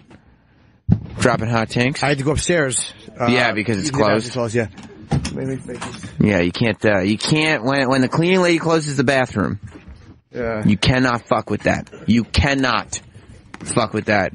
Here they come. Dave Smith. Yeah, those work. And Louis J. Gomez. From Legion of Skanks. The Legion of Skank. Yeah. The Legion isn't here. The Legion of Skies here. Yeah, well, come on. If of Skanks is fine. We can give Jay his own word. He's the Legion. He's a big boy. He's a big Legion. How come he's still coming in? Well, he said he wouldn't do the show without Opie. So. Oh. I've been told I put the of in Legion of Skanks. Yeah, that would make sense, actually. He doesn't like getting up in the morning? No. He legitimately hit me up at 7 this morning and was like, he was like, dude, I'm sick. I'm like, I don't know if he's puking or shitting or both or hungover. I don't know. I don't think he's hungover. He just said he's sick. He legitimately said he's bummed though, and he wanted to be here, and he'll definitely do it again in the future. So yeah, for sure. Adrian, you thought it was because of Why you thought because he didn't come in the morning before? Me? No, I was you just got okay. Okay. What was Adrian's guess? Because I take anything somebody in a turkey costume. Yeah, he thought maybe Jay was mad. Dude, the really hilarious thing about making someone wear a turkey costume at work like that is just when they forget they're in a turkey costume and give you a serious, like he just comes and he goes, they're ready for you. And you're like, well, that's the plan. There's no sort of like, whoa, watch our guy in a turkey outfit do crazy Thanksgiving stunts. Like, no, he's just gonna wear that and do his job. The only thing that would be better is if he was fired today for something and he had to go in that fucking douchey outfit. I love that it's also 99.9% of the people that consume this show do it through audio means only. So there's no reson for this. There's no reason. We're going to ignore him now. They've been told several times that he's in a chicken outfit, I imagine. I promise you. He's dressed as poultry. I assure you, it's a man in a bird outfit. It's the craziest goddamn thing you've ever seen. It's really nuts around here. Yeah, I mean, he's a quail. We get a little crazy before the holidays. Yeah, guys, we sure do. We get the sound effects. Oh my God. Fucking. Yeah, it's a little nuts. Oh, amazing. What a show. It's a little nuts in here, man. The Legion of Skanks on is like, let's make silly visual puns for the holidays. So, are you guys doing a big Thanksgiving show? Or are you just doing your show? We're just doing our show. Yeah. We were going to do like a thing, but every time we have an idea for a show, it falls apart. Or, sometimes we do it, but it'll always be put together like last minute. Like, you just said that and I'm kind of getting motivated. I'm like, nah, dude, we should fucking do a Thanksgiving show. That's your problem. Like, you're a motivated guy. Yeah. And you always want to be doing something. Yeah. And like, you always feel like you have to do something different or something special or something. Sometimes it's okay to just do the show. You could just do the show and just do a good show. But when you just said that, it sounded so boring that I literally want to go to sleep. No, I know what it is. It's the fear of falling through the cracks. I get it. It's doing 50 different things and never saying no to anything because you're like, I'm going to be irrelevant if I don't do anything. I get it. I always keep busy because I am literally hanging on by a thread. I have to be in front of people. I have to remind people that I exist. Well, as Norton saying it, I'm just like, that's the story of your career. You just do like 1,000 different things. Always doing them. But that's what it is. People like your work ethic. I'm like, no, I'm terrified. Yeah. Right. I'm hanging on by a thread. It's kind of because when you work, you're almost like kind of self-promoting at the same time. If I'm doing something and I'm promoting this thing that I'm doing, I'm also letting people know that I have shit going on at the exact same time. You know what I'm saying? So it's almost like while you're working, you're actually promoting yourself. Right. And you don't ever want to be like, no, this isn't all I do. Yeah. No. I got a whole bunch of other stuff going on. Yeah. Yeah. Because you start to like want the audience to know too, like just so you guys know. It's not like I just do this show and then leave and go home and just scratch my balls. It's like I'm working so hard and blah, blah. No, we don't care. We just want to hear a good show. Yeah. You know, but it's unhealthy. It's not now good. We need some sort of good food. We need some sort of turkey costume or some sort of like things. We need can't just do good radio anymore. You gotta have a guy in a turkey costume. Yeah. We can bring in a bunch of Dominicans and have them dress as American Indians and have a bunch of white guys come in and slay them on stage as kind of like an opening passion play for Legion of Skanks. In the middle? The little turkey boy in the middle? So you guys are jealous that you walk in and you see we've got a turkey boy. A whole production team behind us. Yeah, I mean, I've always loved pageantry. Yeah. And when you see it up live, it's impressive. You guys motivated me now. Now you're bringing the best out of me. I like it. I walk in here. By the way, I'm in a great mood this morning. I don't really wake up this early and broadcast, but I will tell you right now, this is fucking nice. Why are you in a great mood? Any excuse to not hang with Jay. It's really nice. Because Jay didn't show up. Yeah, he's now do you guys, there's no strife right between the three of you? No, not at all. Yeah. I mean, like, we're all brothers, so we've all, like, fought a lot, but, we're all. Yeah. Who gives a shit? Why would we care that he would start a radio show with the best guest that we have on our podcast out of nowhere? But anyway. It's totally cool. What I think is in the morning. We invited you guys to do it with him, right? What, the radio show with your best guest? Oh, yeah, no, we chose not to take a weekly salary coming in for all the work that we do. Yeah, they wanted it to be, the bonfire originally was all of us, and we said, you know what? You guys do it. Right. Yeah, I would assume that Jay was like, well, the show I'm already doing is great, and we could do it with Soder. Why don't we just go do that, and that we could all do it? He did that, and you guys were like, no. When Dan would come into that room and sit down with us, his ass would hit the seat, and it was like we would take our audience on a magical journey. Right. And it was like, Jay saw that, and he was like, dude, we gotta capture that, bottle it. Without some of the dead weight. By the way, you know what, Soder? We gotta trim the fat. Yeah. Dude, Soder came on Legion of Skanks, and we were joking around about this, and Soder goes, no, dude, it's like Wu-Tang Clan, and I'm like Method Man. And then you were like, half of Wu-Tang is dead, dude. Like, it didn't work out well for any of them. That's right. Method Man and Redman went on to become movie stars, and like ODB's dead. Right. I don't know. But anyway, that was his example to calm me down. Yeah, because like Method Man is the one household name, by the way, in Wu-Tang. Like people who are not hip hop. Why does he get to be Method Man? He's not even. No, he's Redman. Oh, Jay's Method Man. And Jay gets. And who are you guys? Well, we're not even the other 7 guys. Lewis is like the Jizza. You're the Jizza. And you're Jerry. He's the Wu-Tang guy that no one knew. Yeah, I'm the guy that like, you know how when you go out and people will be like, oh yeah, we're Wu-Tang affiliated. I'm one of those. I'm like a gang member, part-time rapper. You're the guy who cut off his dick and jumped out the window and said, I'm in Wu-Tang. Oh, God. Yes. I did Jay's crowd work show, which was fun. Yeah. It's weird doing all crowd, like you get so used to, I love doing crowd work, but I do it in the middle of something, like when I feel like doing it. But when you go up and just do it with no material, it's a weird thing to just start talking to people. It's cool because I did that show last season, and it's being recorded and you can't use any material, which puts a comic in, even like you said, even if you do that sometimes, it's just a set and you have your jokes in between. So it's nice to put you on the spot to be like, this is going to be recorded and you can't use any crutches at all. Well, there's times where like when you're talking to people where you're like, I don't even want to ask this guy a question. I don't give a fuck about him. Sometimes you use it to segue into something else. Yeah. You know, it's called being a lazy writer. Like I just want to segue from relationships into fucking, whatever, Somalia. So I'm like, I'll find some skinny black guy. Whatever. Yeah. I think it's weird because it's almost easy if I'm doing a set, I can always rely on crowd work. If the jokes aren't going well, I'll just go to crowd work and you get a cheap, easy laugh. It's kind of easy to do crowd work. But then when you're just doing crowd work and you can't rely on your jokes, it flips it in a weird way and you kind of put a spotlight on it. It's you start to have a lot of respect for somebody like Jay or somebody like, I know Todd Barry just did that tour and did that album. Voss does a lot of that stuff. Yeah. It's pretty intimidating when you don't have the jokes that work. But I think the instinct is to always go to the generic, where you're from, what do you do for a living? Yeah. And Jay taught me a while ago, and Jay, like, truthfully, we're busting Jay's balls, but he's a fucking master of the craft of comedy. He's one of the most brilliant comics. He's really funny.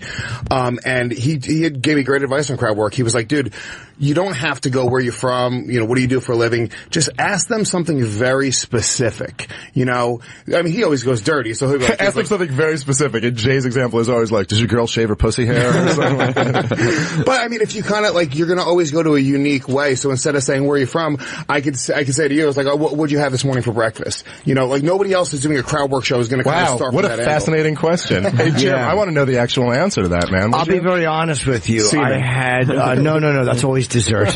You don't get your treat. You don't get your pudding unless you eat your meat. That's right. That's right.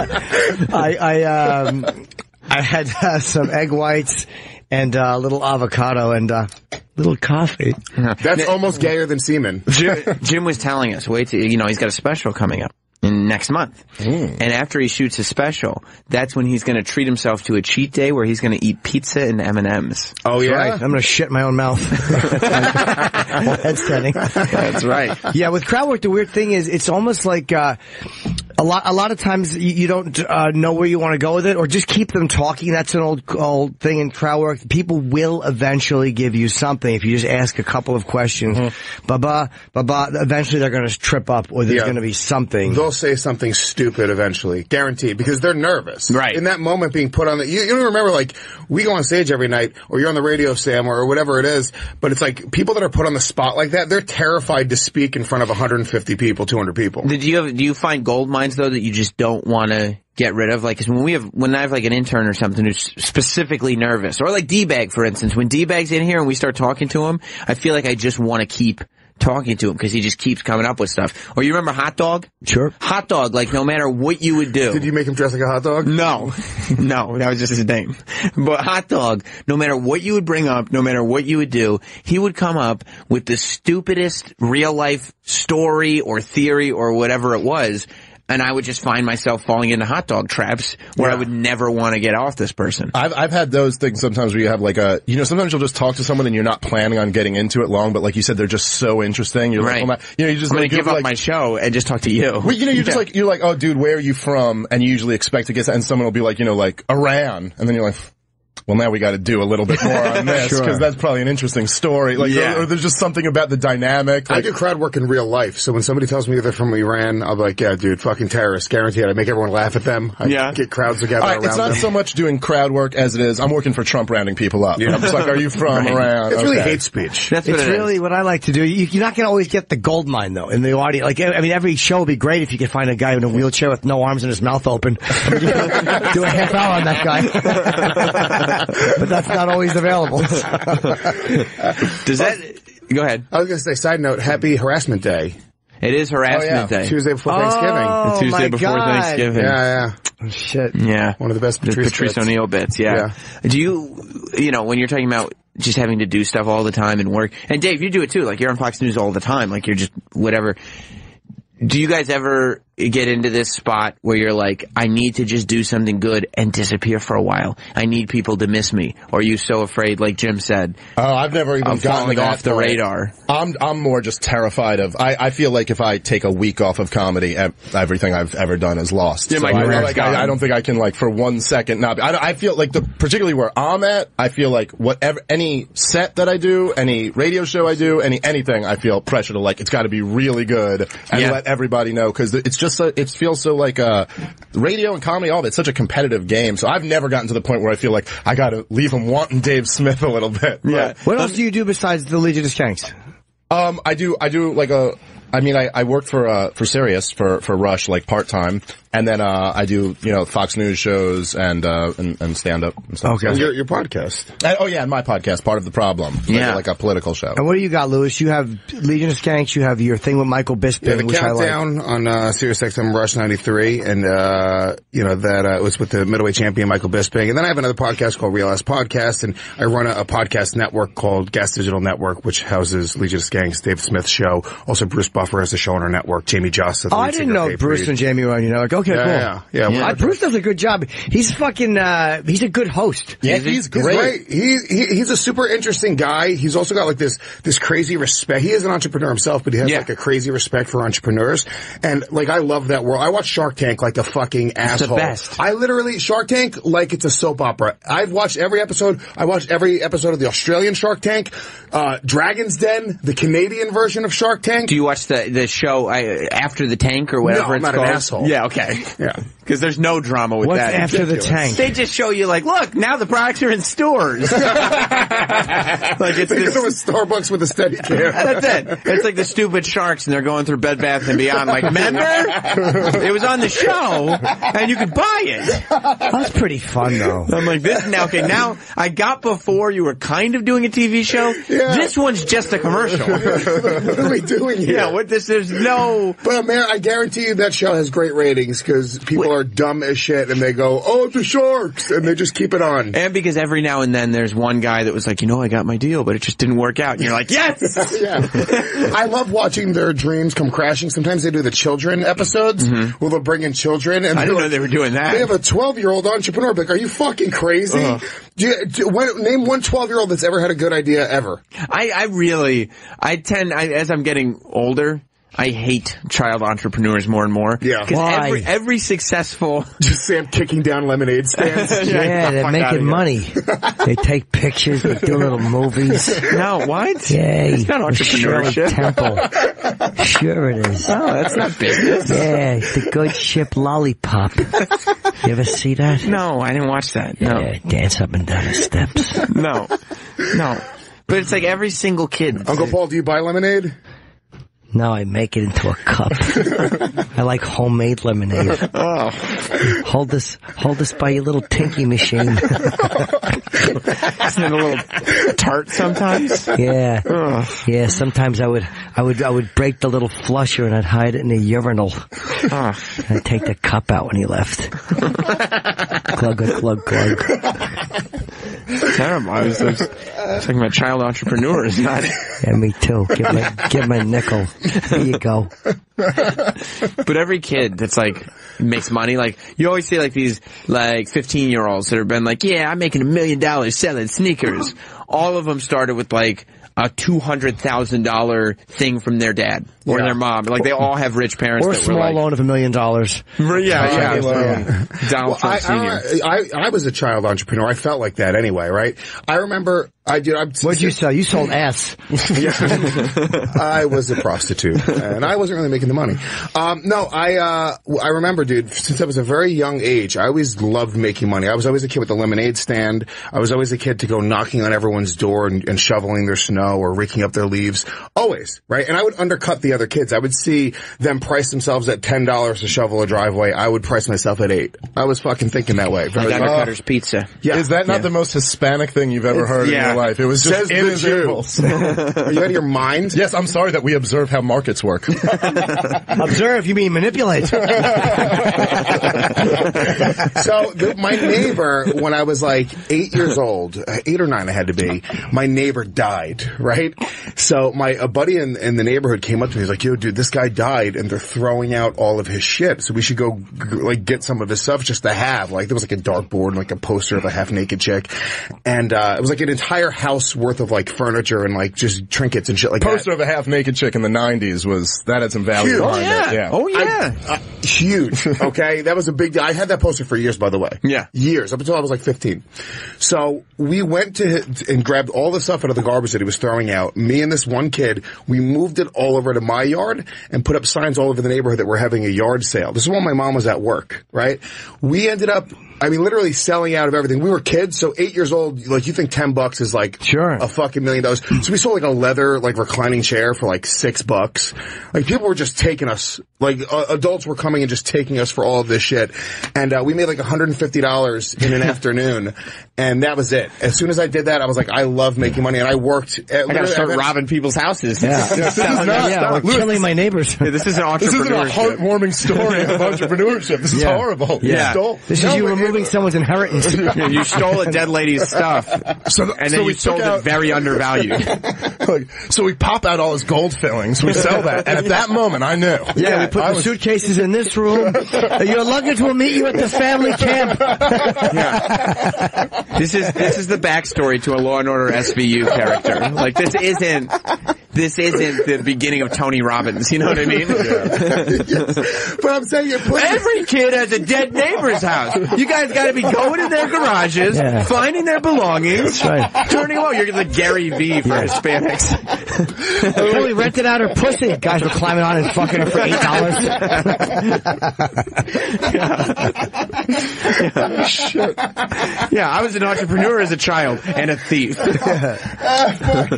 No, I'm saying I ended up having this type of entrepreneurial spirit from that moment. It was like, I think it's a lack of morals you're thinking of. Yeah, exactly. Like a cutthroat, like, yes. Yeah, that's different. By the way, Damon John from Shark Tank has the exact same origin story. Yeah, I sold bootleg wrestling tapes when I was in high school. Yeah. I love that he spent all those hours. He spent literally thousands of hours categorizing and saving wrestling stuff. Like I used and now there's that network and all of your work is for nothing. I mean, it was even before, like it was just because I got obsessive. Even so after you threw all that stuff out? No. Why? I just throw it out. I won't throw it out.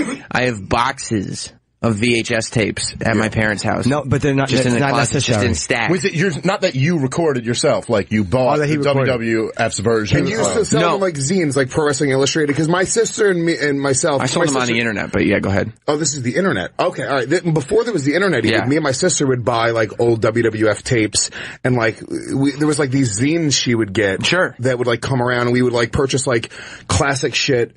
No, I mean, like some of them I bought, but most of them I just tape them off pay-per-view or I tape the TV. Like literally every episode of TV, and then you just dub copies and sell them. Yeah, I never sold them. I never had an entrepreneur spirit, but I used to tape wrestling all the time. Like I had a library of stuff that I had just taped. Like you didn't have a VCR. It got so bad that I was, and this is how you know it was in my 20s. Like I was already working with Jim. That's how he knows about it. You were married. I was married. And I was DVRing Monday Night Raw, and I hooked up a DVD recorder. DVR technology existed. We've gone too far. Way too far. Yeah. I hooked up a DVD recorder to my DVR, and I was taping all the episodes of TV onto DVDs. So at my parents' house, I have boxes of tapes, and somewhere in my apartment is stacks of like those CD binders, just full of DVDs. Well, why don't you just put all of which are now readily available? You could probably package them all together. Okay, I know everything's readily available, but there's nerds like you that you could probably get like $80 for everything. Well, because now like I've kind of a profile in that world, so people would be like, it's not just anyone's. You know, Sam Roberts is selling bootleg wrestling tapes. Like, you guys should probably be aware What else of are you going this. to sell? Episodes of Lost or fucking things they could just grab off Netflix? What else you got for That sale? whole game changed pretty quickly. Yeah, it sure did. It was like 2 years before all that stuff where people would still buy like a box set DVD for like $1,000. Yeah. And that literally just a couple years later they went, how about you could just have everything for $7? Yeah. Literally everything ever. Right. Yeah, It would be like this elaborate like box, and it would be big and everything, and you'd buy it and spend it. And now you can see it. They have them in Best Buy now. It's like the last vestiges of DVD technology. Like, they sell it in just the slim case, and it's like 4 seasons, and it's $10. Well, I have the guys that go on the subway now. They still sell them. The DVDs. They'll come and try to sell like bootleg copies of movies that are out in the theater. And I'm just like, buddy, do you not know the internet is out there? Yeah. How is your whole business model hawking DVDs right now? Yeah, I put myself through college selling Family Feud reruns. I had a family. I had the market cornered on Family Feud, the Dawson years. Yeah. It was a really, really big... Did you spend a lot of time in college? Yeah. My 3 years at Northwestern. I'm selling VHSs of cats chasing dogs around the yard. Oh, that's adorable. Would you just sell them internet videos? Yes. Soldiers being reunited with their puppies. Yeah, this whole on series. VHS. Yeah. No, cats chasing dogs, and the DVD extras is every time that's spoiled by a car tire. Bonus.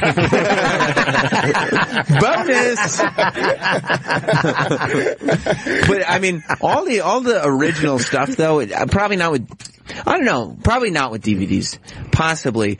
But all the original, like, VHSs, if you have, like, collectible VHS things, there are still collectors that will buy that shit. There are, but you don't have that.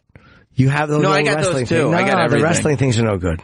Yeah, because pro wrestling fans don't purchase collectibles. But it's all gettable. It's like saving something. I get the attraction, dude. I have old DVD stuff I put on DVD, like of my old sets from the cellar, and I still save the fucking VCR. The VHS. Why? As opposed to just having it on a DVD or a hard drive. Well, I'm afraid I'll lose it. Right. It's insanity. Right. It's like this weird, it's probably this fucking primal hunting gathering thing where you're afraid of running out in the winter, but it's so stupid. Just get rid of it. It's shit. That whole show, what do they call it? Hoarders? Yeah, hoarders. Right. It's all the same You're thinking. hoarding. You have a psychological disorder. So. Yeah. You're hoarding. I can walk around my house really easily. You can, yeah, but it's not a problem. No, but your parents can't. Your parents are swimming through VHS. They're crazy too, though. They're crazy too. They have his hair hoarded from when he was a boy. Well, that's like one thing. Hey, you guys want to check out the first ever Royal Rumble? It's under those dead cats. You can move those over. Yeah, behind those fucking CVS bags of human waste. Yeah, shit into a bag and there's the Royal Rumble. But you wouldn't say dead cats. You'd be like, I don't know. I haven't seen Fifi in a little while. I think she's just eating her. Dude, my favorite thing about them is they'll be cat skeletons. They're such disturbed people that they're not really, like, half the time they're not on board with the whole process. They're like, we're going to clean up your house. And they're like, all right. And then they have this whole force of people working for free. Right. To be like, oh, we'll clean up your house. And they'll be like, here's an earring. And they're like, where's the other one? They're pissed off at you for cleaning out. I can't throw that out. Those are my catalogs. I pitched Hoarders before Hoarders existed. To who? It was a different show. Okay. It was like that. It was people who are hoarders. And what you do is you start on one end of the house and you smoke them out like bees. And then when they run out, you have something that they trip over. And you ever see the end of Apocalypto? How that fucking, that spike swung into that guy's chest? That'd be a great way to end every Hoarders episode.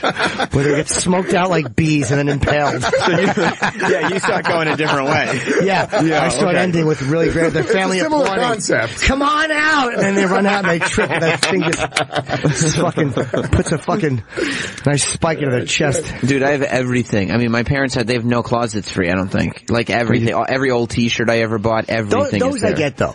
Those I understand. Like, I'm a collector, so I get all that. I don't throw anything out. But the stuff that's been taped off TV that you can get, that's just freeing up space because you don't need it. But you know what though? You know what always catches me? I'll start that process. Like, okay, I'm gonna get rid of this.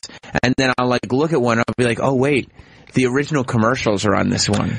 That's kind of cool. And it's a retro thing, and then you're like, you know what? He makes a point. There is something to this. This is reliving the experience. How often are you watching it, though? I mean, I'm not even at my parents' house that often. Never. I don't even, I think I might have a VCR over at my parents' house that I could hook up to a TV. The commercials are kind of an attractive thing. I understand that. Yeah. Well, you can probably get all those commercials on YouTube, guaranteed. That's true. That's the whole but now... There's a whole process, unlike going to your parents' house with a truck and sifting through hundreds of VHS tapes. Yeah. And then you put one in and you're like, oh, I erased the commercials on this. I forgot. I hit pause. No, it's like, it's the whole process of you're watching it. If you watch it on VHS, the way you taped it off TV, then you're reliving the experience of how you watched it. The Silk Stockings commercial comes on. While you're beating off to Sunny, you're like, oh, look at that, Bounty. This is just like I used to beat off to her. Silk Stockings commercial? Yeah. What was that? When you first tried them on? How comfortable they are? Felt good on your penis? No, I've never experienced that. I have. I know you have. Thigh highs, though, not stockings. I'm not a queer. No, it was the old show that used to come on after Monday Night Raw. I swear to God, I thought it was a product. No. Well, remember there was USA Up All Night? Yep. Rhonda Shear. I used to beat off to Rhonda Shear. Well, she was a part of one. Disgusting. She used to come into the WWF or WWE, it was like whatever a it was. thing for USA, though. And then Quantum Leap used to come on after some USA. I can't remember. Who's that guy? William Shatner did something. He did some kind of bad sci-fi show, like Tech War or something like that. But it wasn't Quantum Leap. Sam Beck? Scott Bakula. That's why his name, we're having him in, aren't we? Are we having Scott Bakula in here? Why? He said why? I hope not.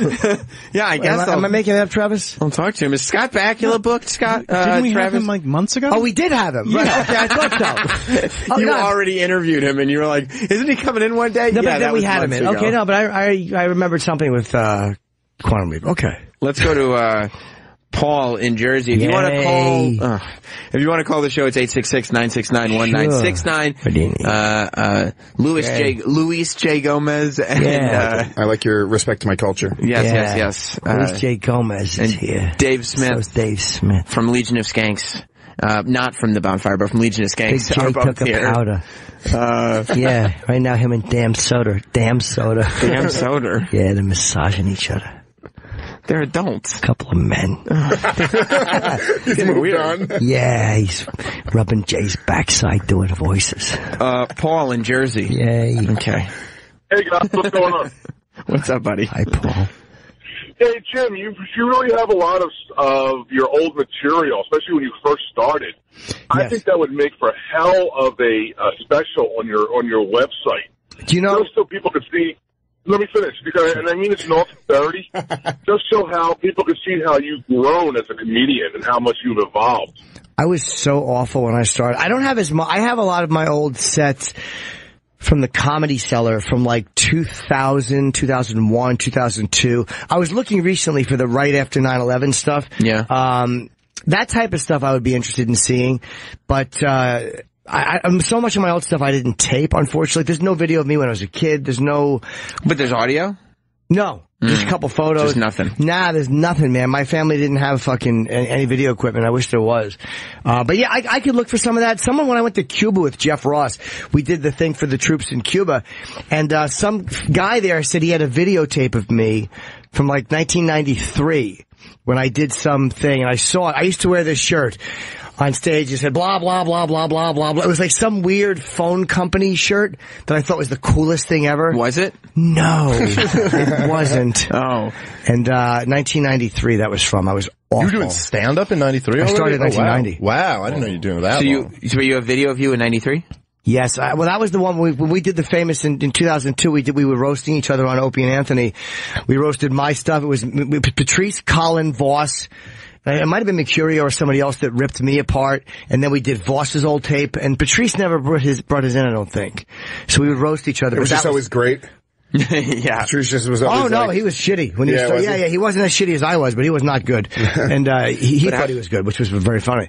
He's right. You could probably sell that on your website. Just sell It was so, dude, it's so humiliating. Yeah. It was me in 93 at Rascals in New Jersey, and this other one was from some place in North Jersey, like Hackensack. Same material.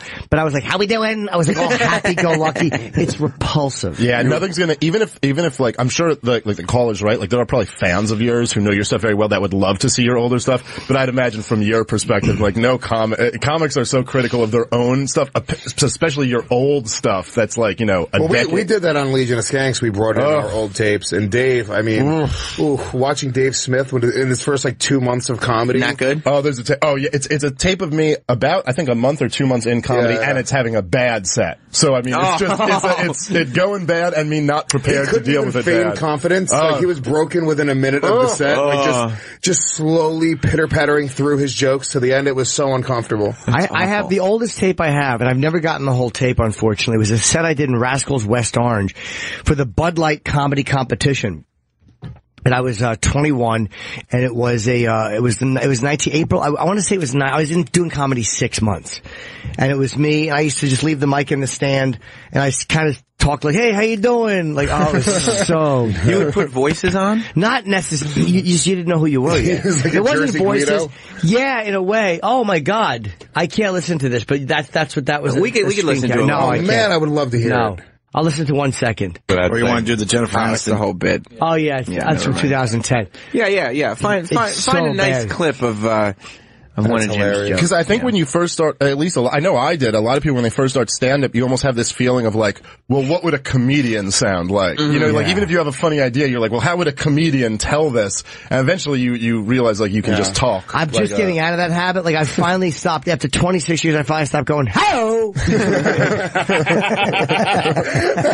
it's so funny because comedy is like the only thing where it's like, it's the only thing where you start off being completely exposed when you fucking suck. Like if you're a professional actor, a dancer, anything else in the world, you're not going to be exposed to an audience until you're ready.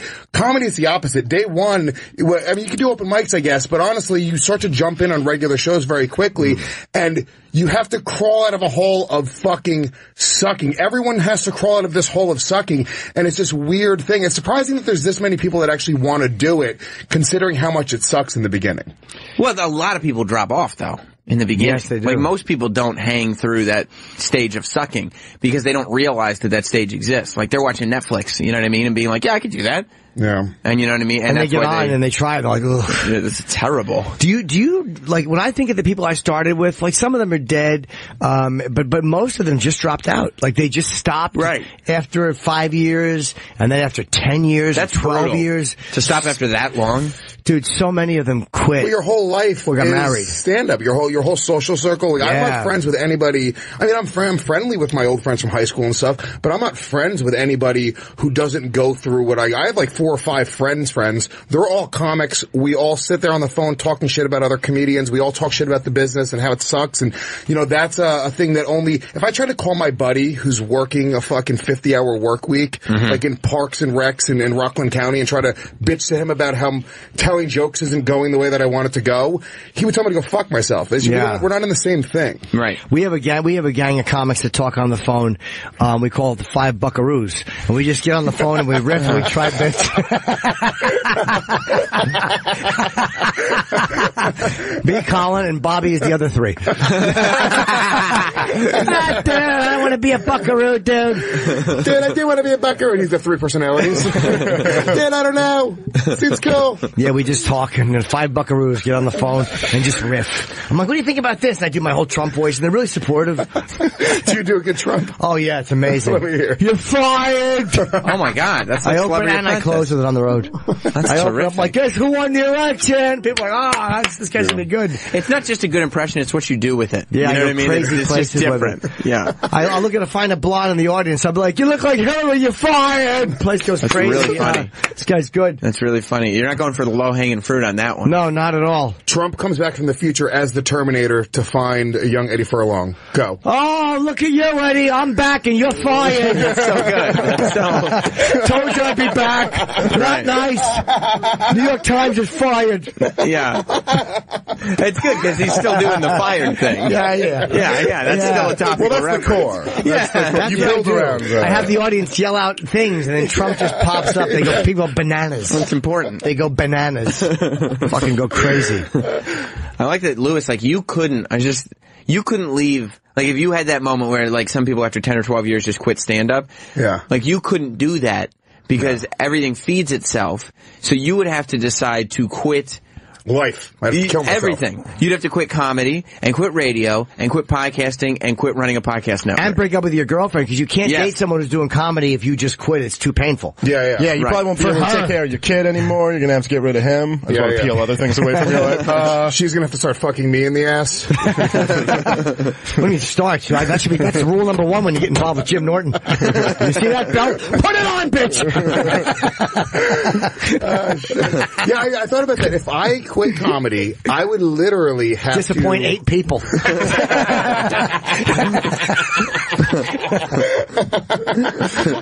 I would be, if you ever watch Better Call Saul, in like the opening scene of the first episode, like he's working at like a pretzel a Cinnabon or a pretzel factory. That's what I'd have to grow a beard, go to like the Midwest somewhere, get a job in a mall, and just disappear. And not even announce it. Just not show up for every podcast one day. Do you ever like, I don't know if it's the same for you, like in radio, if you know people who have like quit or were aspiring to like make it, and but for you, Joe, I'm curious, like, for me, it's almost like I feel very sad if there's someone like I run into who like quit comedy, and this is just completely my own projection because they could leave and like find a happier life, but to me it's just like, oh dude, it's so tragic. Especially if it's someone who's funny or talented at all who quit. Not too long ago, I had lunch with somebody who I was like, we were kind of doing the same thing, and he left. And he kind of had this thing, like, when you leave, you forget how hard it was. And so it's been years. It's been 6 or 7 years. And like, there was no sort of like, I decided to leave and I'm happier for it because I didn't have to put up with that for 6 or 7 years. He just sees now what 6 or 7 years has done. And you could just see it in his eyes and the way he talked. Like, it was like sad. Like, I didn't even want to be there because I was like, dude, like, I don't know what to tell you because there's no going back. Like, if you'd like, let me jump back into this. It's like, yeah, but you still need to make up all that time. Well, because they see the progress of somebody who didn't stop. So I feel sad for them. Yeah, me too. And it makes me very grateful. Like, as much as I've bitched them, I'm really fucking grateful. And it reminds you. Lucky you didn't quit. Thank you for not letting me quit. It reminds you, too, where you're at. Because you can look at people, because when you're in the position that you're in, you're constantly looking at people that are more successful than you, and you just think you've been stagnant. Sure, that's everyone I know. Right. And I think you nailed it when you said the thing, like, it's like the first few years, which technically speaking, you have the least in the first few years, but you're kind of inspired to be in it. They're it's great. Fun. You're young, you're a dreamer. Plus, everything's possible. What's difficult, exactly. You're like, oh, this could all work out. Right. Unbelievable. What's difficult is those kind of middle years when people around you start getting stuff. Right. You've been in this for a while, and when people bail out of that, it's exactly what you said. You're like, man, that sucks, but you bailed out of the really shitty years. Right. And those are the ones you gotta put in. It's easy to look at anybody. I mean, there's a few people who just take off right away, but pretty much everybody who's got a really great career in radio or comedy went through a really tough time. Usually they grind it's it. the exception to the rule if you take off in a few years. People look at people like Pete Davidson or Michael Che who got fairly, I don't want to say easy paths because they're talented dudes, but they didn't have the same type of trials and tribulations that most successful comics have. Most successful comics put in 10, 15, 20 years of fucking hell before they make $1. But the best advice I ever got was just keep showing up. That was the best advice I ever got in comedy. Just whenever you feel like shit and you feel like you want to quit, you don't want to show up, just fucking go to a show. Show up at a comedy club. Go do your thing. And it was by Joey Gay, who I think quit. But either way, I don't know if but I haven't seen him around in a while. But it really was some of the best advice ever because me and Dave talk all the time. You'll have now it's gotten a lot easier as you start getting a certain amount of success, but you go through years of fuck, dude, I'm doing this is this a hobby? What the hell am I doing? Then you have to just show up. No matter what you're feeling, just show up. It's also really good when you start putting in more and more of those really shitty years, you see the people, because when you're in your early 20s or whatever, when I was in my early and mid 20s, that's when I started seeing other people succeed quick. real quick. He was watching other dudes just stacking up VHSs. You're like, dude, I can do this better than anyone. I'm sitting there, I'm hitting record. You can't record faster than I'm recording. How's he doing it? He's got help. He's got 2 TVs. It's considered cheating in the VHS sales community. His girlfriend is hitting pause. He didn't have the goddamn commercial. He's saving VHS space.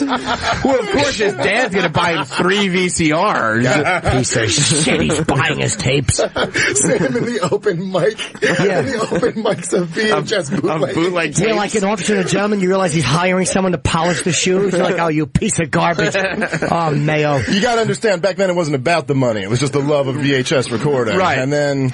Well, you gotta show up, though. It's like at the end of every 5 Buckaroos call, we say Buckaroos. Shut up about these Buckaroos. The only way to be in it is to win it is to be in it. And that's the way the 5 Buckaroos, we all say that and hang up. But what I was gonna say. You Bobby and Colin.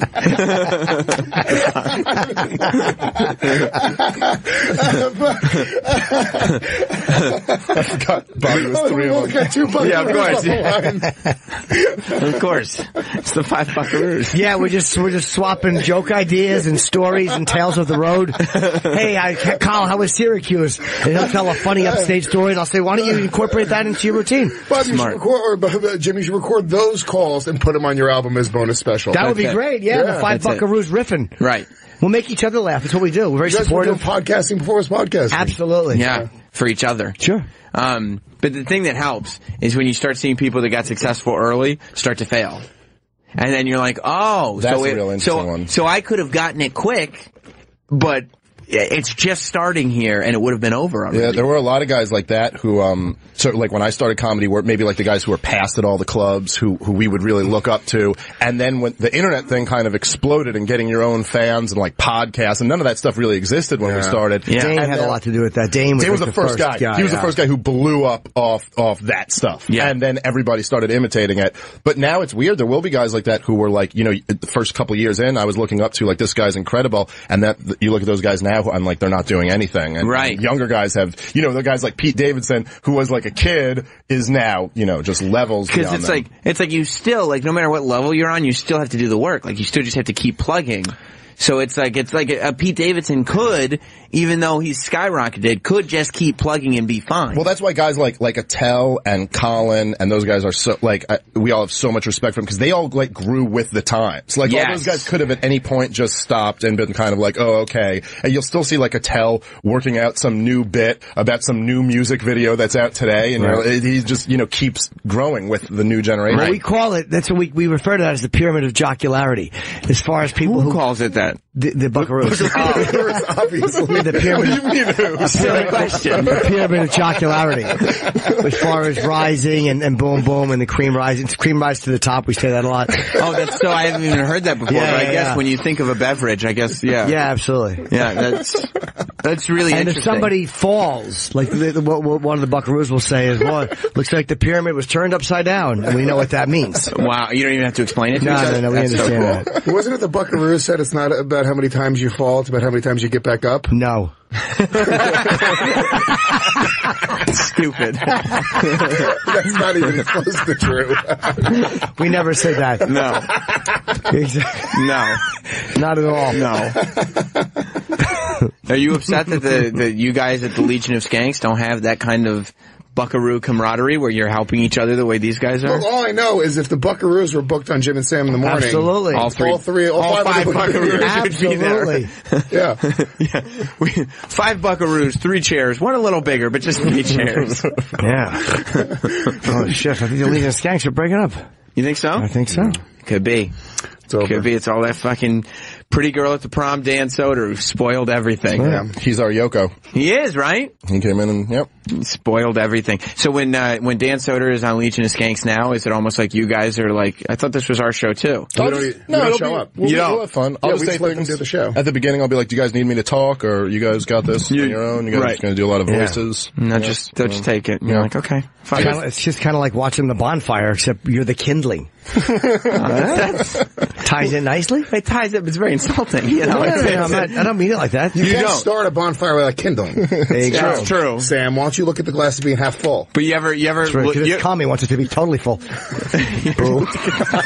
A full glass of cum. Yeah, that's a lot of cum. That's got to be more than one guy's cum. I guess so. Yeah, it would take months. Yeah, sure. No, not if there's only a few guys. Maybe some might have a little yellow tint. Oh, by the way, this happened yesterday morning. I was jerking off, and I got way too into it, so I started going like, ooh, like making it really get into the fantasy. Was anybody with you? No, I was by myself. Okay. And when I shot my load, it shot directly into the hole of my mouth.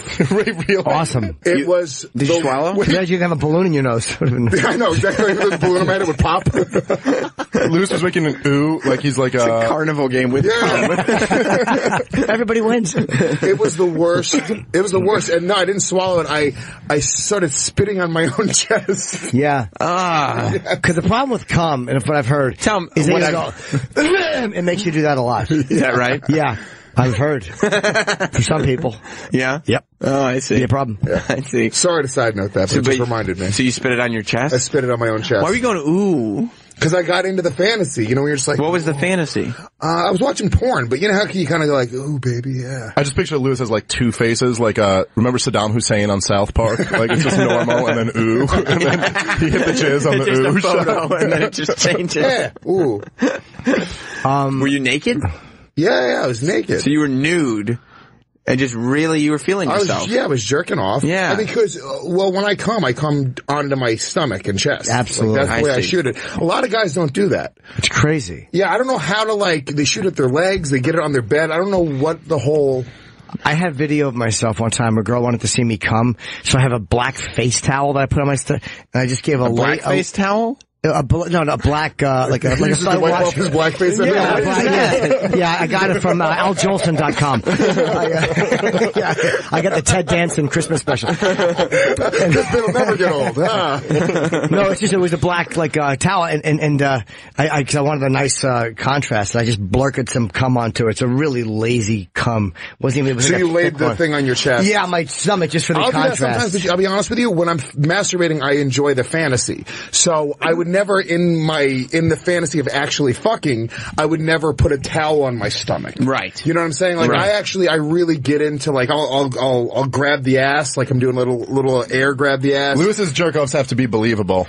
If you're not selling it. You're miming. You're pantomiming? I do. I pantomime make out with the air. We've talked about this plenty of times on Legion of Skanks. I'll kiss the air while I'm masturbating because I get into my fantasy. Just fucking jerk off real quick and be done with it. That's not just beating off into a sock. Like how do you mentally get there? How can you even come? You just watch some porn, you beat off, and you're watching yourself beat off into a sock. I don't look in the mirror. Look in a mirror. Me. It's the last thing I do. I also can't come unless I'm looking in a mirror. Is that right? No. How do you guys even get into it if there's not a load in the mouth at the end? That's a good point. That's a great point. How did I not get hard again? That's the thing. It's a cycle. You just keep on coming in your mouth and getting hard. Yeah, I like making smoochy sounds while I come. No, I'm dead silent with my fucking feet pointed out. It's disgusting. Are you thrusting your pelvis as well? Yeah, dude, I get into my masturbation. Air humping? Yeah.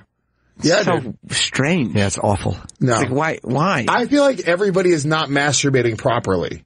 No, you're the one who's doing it wrong. I think that I'm progressive. I think I'm away You're doing ahead it like of the a theater here. student. Like, I climb a rope. You're a mime. It's very strange. Yeah. My jerk-offs are quick and lazy and really, I'm with you. Yeah. Do you lay on your back? No, I just sit. You just sit there? I sit. Where do you blow a load? I tilt back. Okay. But it really, I don't have a lot of distance. Do you watch porn? Yeah, I watch porn. But I don't have a lot of distance, so it kind of just gurgles out. Oh no, you come just kind of like fucking... a volcano, like a. No, like The Exorcist when she's just slowly vomiting the pea soup out the side of the mouth. It's like a 6th grade volcano science project. Oh man, you know what I mean? How it just kind of at some point it just gurbles and then it just falls over the edges. It's a little disappointing. Just like that was I expected a real badass volcano. But there's no show to it whatsoever. You're just well, I guess it's cool that it's coming out. But here's the thing. I think if I masturbated that way once I came, game, I would want to kill myself because I would feel so pathetic. If I make it a whole thing and I get into the fantasy and I really treat myself right, I feel like it's almost... If it ended that way, you would want to kill yourself. Your story starts with it ending with you banging a load right in your mouth. I know, that gives you that inspires you to live another day. The fact that so much of your self-worth is wrapped up in masturbatory habits. Well, we all masturbate every day. Stop acting like you don't. You masturbate just as much as I do, Sam. I don't masturbate every day. You're a liar. Yeah, I don't masturbate every day. If I'm like regularly having sex with a chick, I'll masturbate much less than every day nowadays. Yeah. If I don't masturbate every day, and I have a girlfriend, if I don't masturbate every day, I will want to fuck nonstop. I have a crazy libido. Like, you do? Yeah, dude. We have fucked like in public. I fucked her on a cop car recently. Is that right? On top of a cop car. On top of a cop car? Yeah. Like Where on the hood? was this? In Gramercy at like 8 p.m. in the summer. So it's still light out. It was light out. Wait, and there's just people all around, and you fucked on top of a cop car? No, we didn't. There was no people around at that point, but like it was very dangerous, and that got me going. So if I don't jerk off, I will have like crazy thoughts like that all the time. Oh, I would never do the cop car thing. You're probably looking at like a serious charge. If you Yeah, that. How hot is that? How hot is that we fucked? Not at all. Was it I quick? know. It was Adam 3. God damn it. I wanted to. I still don't know what the joke meant. I mean, there's a show called, it used to be Adam 12, so I was implying you have a small dick. So I said Adam What year 3. was the show? An old show. Yeah. We'll be right back with WWF Raw. Yeah. So, Adam 12. Adam 12. Adam 12, yeah. You just sounded like an experienced comic talking to the young guys. Hey, you ever watch Adam 12? Got any jokes about that in your You set? don't remember Adam 12? No. Travis? No. Adam 12. Come on, guys. You never heard of it? 1968 to 1972. It ended in 1972. I just remember the show. I know, but the show, so what? I saw it. I never watched My Favorite Martian, but I know it existed. It was a 4-year-old show from the 70s. Yeah, and it's not even like the famous one. Dragnet would have been the reference. I understand Dragnet. I've heard of it. Yeah. You know what I mean? Adam 12. Hawaii 5-0. You could have said Hawaii 3-0. Oh, wait a minute. Right. Go back. Adam 12 again. 68 to 75. 7 years. We're inching closer. Yeah, to 75. I was a boy. I was born in 68 for Pete's sake. Adam 12 would come on, I'd watch it like a boy. None of us were born in 1975. I know that. Hopefully you won't be alive in 2017. Next year. I know. Adam fucking 3. Yeah. Lady Trucker has a question actually for Louis J. Gomez. What up, motherfucker? Hey, Hello, lady. madam. Gentlemen. Hey. Hey, that'd be father fucker. Louis J. Gomez, do you take yourself on a date and light candles before you masturbate? Do you light candles before you masturbate? No, but there is a little more prep involved than like just grabbing my dick and starting to tug on it. See, literally, like when I jerk off, it's like I'm doing something and somehow I stumble onto porn and be like, oh, I should just jerk off right now. I've got the 10 minutes or whatever it is. And then just jerk off, clean off in the bathroom, back to what I was doing before. Attaboy. That's it. That's easier. That's a better way to be. It's much better. I was jerking off last night. My dick wasn't even hard. Like, what am I doing? There's no reason for it. I know. Why don't you try to develop a hobby for yourself? Anything would be healthier. Yeah. If I was eating thumbtacks, that'd be healthier than my jerk-off habits. You know what you should start doing? Recording wrestling TV with the VCR tapes. Dude, it couldn't be any worse than what I'm doing. I'm literally jerking off. My dick is just, it's like abuse. And I'm not horny. Why are you doing it? Exactly. That's it. Yeah. Just compulsion. I stopped. A girl asked me if she wanted me to send my picture with my dick hard, but I couldn't get my dick hard, so I wasn't horny. Oh, And plus I was putting fucking weather stripping on my windows. I had to send her a picture of my weather stripping. She's like, what are you doing? have as much trouble keeping a boner as when a girl asks for a dick pic. And you just feel that pressure that it's gotta be like maximum boner. The best and boner. Take it. Yeah. And every time I feel like it's just, I can never keep it that good for, I don't know. No, whenever I just get one off the internet and send it to her. She doesn't fucking know. Yeah, they have no idea. How would she know? It's black. I have all I feel like I'm lying. Just 3 of them next to each other. When a girl says, send me your dick now, I feel guilty that there's a timestamp in there that they can find. Oh, that's from last year. It's the same dick. Oh, is there a timestamp on photos? I know, but there can be in some of them. I don't know. I So just you take panic. new photos every time? A lot I do. You should just have one photo. I did a bunch. Let me see, Jim, can I see some? What do you want to send one to the same fucking, send one to the same girl? I guess because the girls need more and more and more. Yeah. What are they collecting? Yeah. I feel like half the time they don't even want it. They just want, if they want to send you one, they want to have one of you too. A little collateral. Like, Yeah. But Jim's got like a fucking cell phone full of them, so it's terrible collateral. It's valueless. Yeah, I don't, even that game, it kind of just bores me. It's like, I'll try to get nude pictures from girls. I'll always be asking for a nude picture. And the amount of time that the transactions take to convince her, and fucking she's asking you for one, and don't show your friends. I've jerked off 3 times the porn already. Right. Like, if I'm horny in that moment, I'm not gonna fucking play this tease game. I'm at home alone. I want to jerk off, you know? Plus, I hate the whole having to convince thing. Like, I like the idea. It just pops up because she wants to so badly. That kind of turns me on a little bit to have to convince. A lot of them are afraid of it living on the internet. That's all. They're afraid that it's going to, come back to haunt them. Or there's always a little, but I don't like begging for it either, man. I'm just like, if you don't want to send it, don't. Right. Don't. I like that somebody wants to. No, I like literally when a girl gives me her phone. Let's say this is a game we used to play all the time. I don't know if this is even illegal, but we'll ask them for their phone. They're like, "Oh yeah, my phone's. I can use your phone," and then immediately you just go through all their naked photos and then email them to yourself. What is she? How dumb is the girl? We used to play this game called Hold Her Down While She Screams No. And I don't know, technically speaking, it might have been outside the law. It's a party game. That has the your party game has the moral integrity of your entrepreneurial spirit. Yeah. Like, you're a terrible person. How do you do that? How do you do it when you're supposed to be on the phone and you're pressing buttons? Dude, I did that. It's a horrible invasion. You gotta pretend to be sending a text. You'll be hanging out. She'll start talking to your buddies. She's fucking turns around.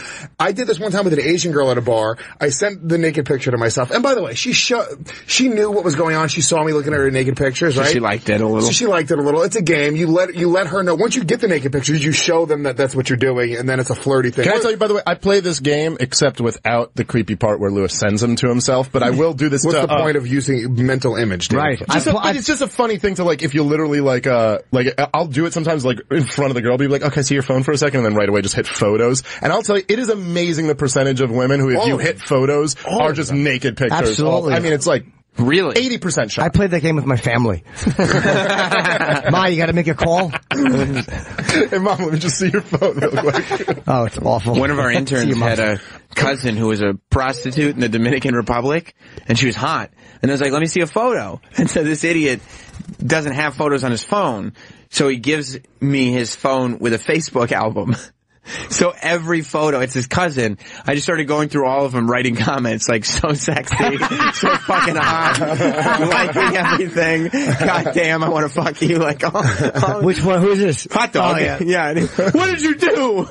I started getting messages back immediately. But that's not like, that's like a prank. Like yours, funny, Lewis, man. Is more like real close to sexual assault. Yeah.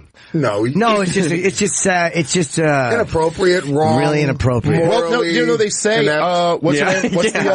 What's the actress, the famous one who got, her stuff released? Jennifer, yes. Jennifer Lawrence. Edie McClure. Yes. She, hot pictures, by the way.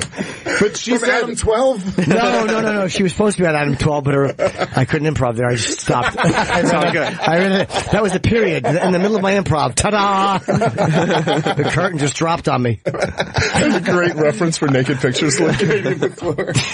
Oh, yeah. Shit. Yeah, well, she said it should be a crime. No, she said, I'm the victim of sexual assault, of a sex crime. She's not. It's more robbery. Yeah, exactly. It's a weird thing to say you're a victim of a sex crime. Really, but it's not even robbery. I mean, is it robbery? That's a real invasion, man. It's an invasion. Real but invasion. You're stealing our photos. Did you guys look at the photos? I don't know if I've seen. Somebody sent me some of them, but no, I didn't see most of them. To be honest, the ones I did see were sent to me, and I'm not saying that like as to like wash myself, but it's just scummy to go in there and steal somebody's shit like that. It's terrible. Well, I agree. I think big screen because they're up there. It's the same thing as like breaking into someone's office and stealing their files or something like that. It's like the same shit, basically. Yeah. Except I can't jerk off to their files. Can you though? Maybe. She's great though. Look at her. Pete Townsend file you could. By the way, she got more out of this deal than she lost because I'm a fan of hers now. People were kind of like, are you going to see her movies? Yeah, 100%. Yeah, I bet I'm a member of the Jennifer Lawrence fan club. I'm a fan of hers now, which means you Google image her and jerk off. Like, yeah, I'm so glad. Do you know I wasn't jerking off to you before the fappening? People were lukewarm on Jennifer Lawrence before the fappening, and now all of a sudden, everyone's talking about her. She's a household name. Wasn't she an Oscar winner before that? Yeah, she won for Silver Lining. She wasn't doing nothing. She's in 3 David O. Russell movies in a row. Every time I'm trying to make a point, here comes Jim with his facts. Yeah, I don't need it. She's in the movie Joy, and it was just her on the poster. But don't you feel like after she won that Oscar, she was like, I've achieved a lot, but I don't feel like Louis J. Gomez is jerking off to me. That's right. No, I can't jerk off to these movie posters. She won the Oscar, and then she took the old Timothy Hutton route. Right down the fucking toilet. Remember Timothy Hutton? No? I want to be with God damn all of you. He won for Ordinary People. He beat out Pesci and fucking Raging Bull. Probably deservedly so. But also the fact that it actually it desensitized everyone to naked celebrity pictures. I don't even care anymore. I do. So that thing, here's the thing. You know, like with Batman, where they had to say Batman killed the mayor or whatever the fuck it was. Yeah. Remember? That was part of the plot for the good of Gotham. Yes, it's not the hero that you want, it's the one you deserve, whatever it is. Yes, I know exactly. This is what was happening is. We needed this in order to get everyone desensitized to naked celebrity photos, and now we can all walk through life not giving a fuck about it. Well, this wasn't even Batman that released all these nude photos. Who was it? It was the Joker. Wait.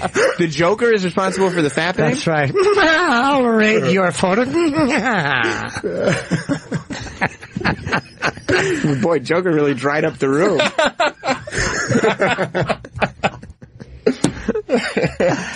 Yeah. Travis, comments? The second he said Batman, I knew what was going to be in your head. So bad.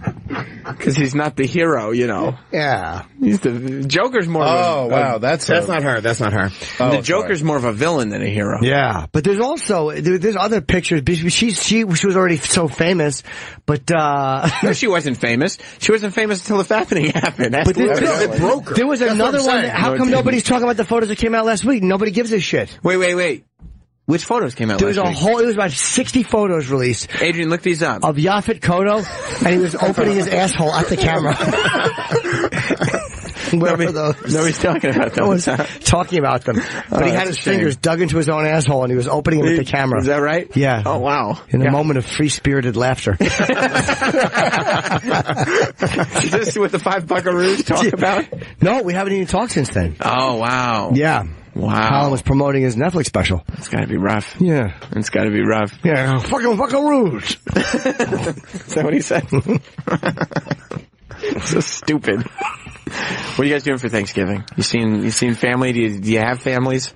Yeah, my family's in New York. Yeah. I hang out with them. Do you have an okay relationship with them? Yeah. I mean, I have with the ones I'm going to see on Thanksgiving. Right. The other ones, not so much. But yeah, I have a small family, but we're close. Do y'all talk politics? I would imagine that you're not a pleasant person to have Thanksgiving with, because you talk politics a lot, and it's, annoying. Well, you have your opinions. Unlikable. Right. Well, I haven't brought it up here yet. No, I don't, like, my sister's really into politics too, but we don't really talk about it. She's also very, feminist liberal too, right? Yeah, that'd be a problem. On the other side. Yeah, but we can, we'll talk about it sometimes. It's fine. Yeah. I don't like to, that's not like what I spend the whole Thanksgiving doing. Right. I'm more fun than They're Jews. Sam. They just count gold coins at the table. That's cool. You can't waste time on politics. You got the gold coins. Chinese food. Yeah, they don't even have turkey. It's awful. Do you have raisins in the stuffing? Don't even bother with answering. Why? I hate that. Do you like your cranberry sauce to mix in with the mashed potatoes? Or do you not? I don't like it. I like a separate thing for each. Nobody cares. Can't wait to go to I'll probably go to my sister's. The Nortons have very small portions of food. Why? I don't know. The Norton portions have always been rather small, unpleasant little portions. Because they're shaped like birds.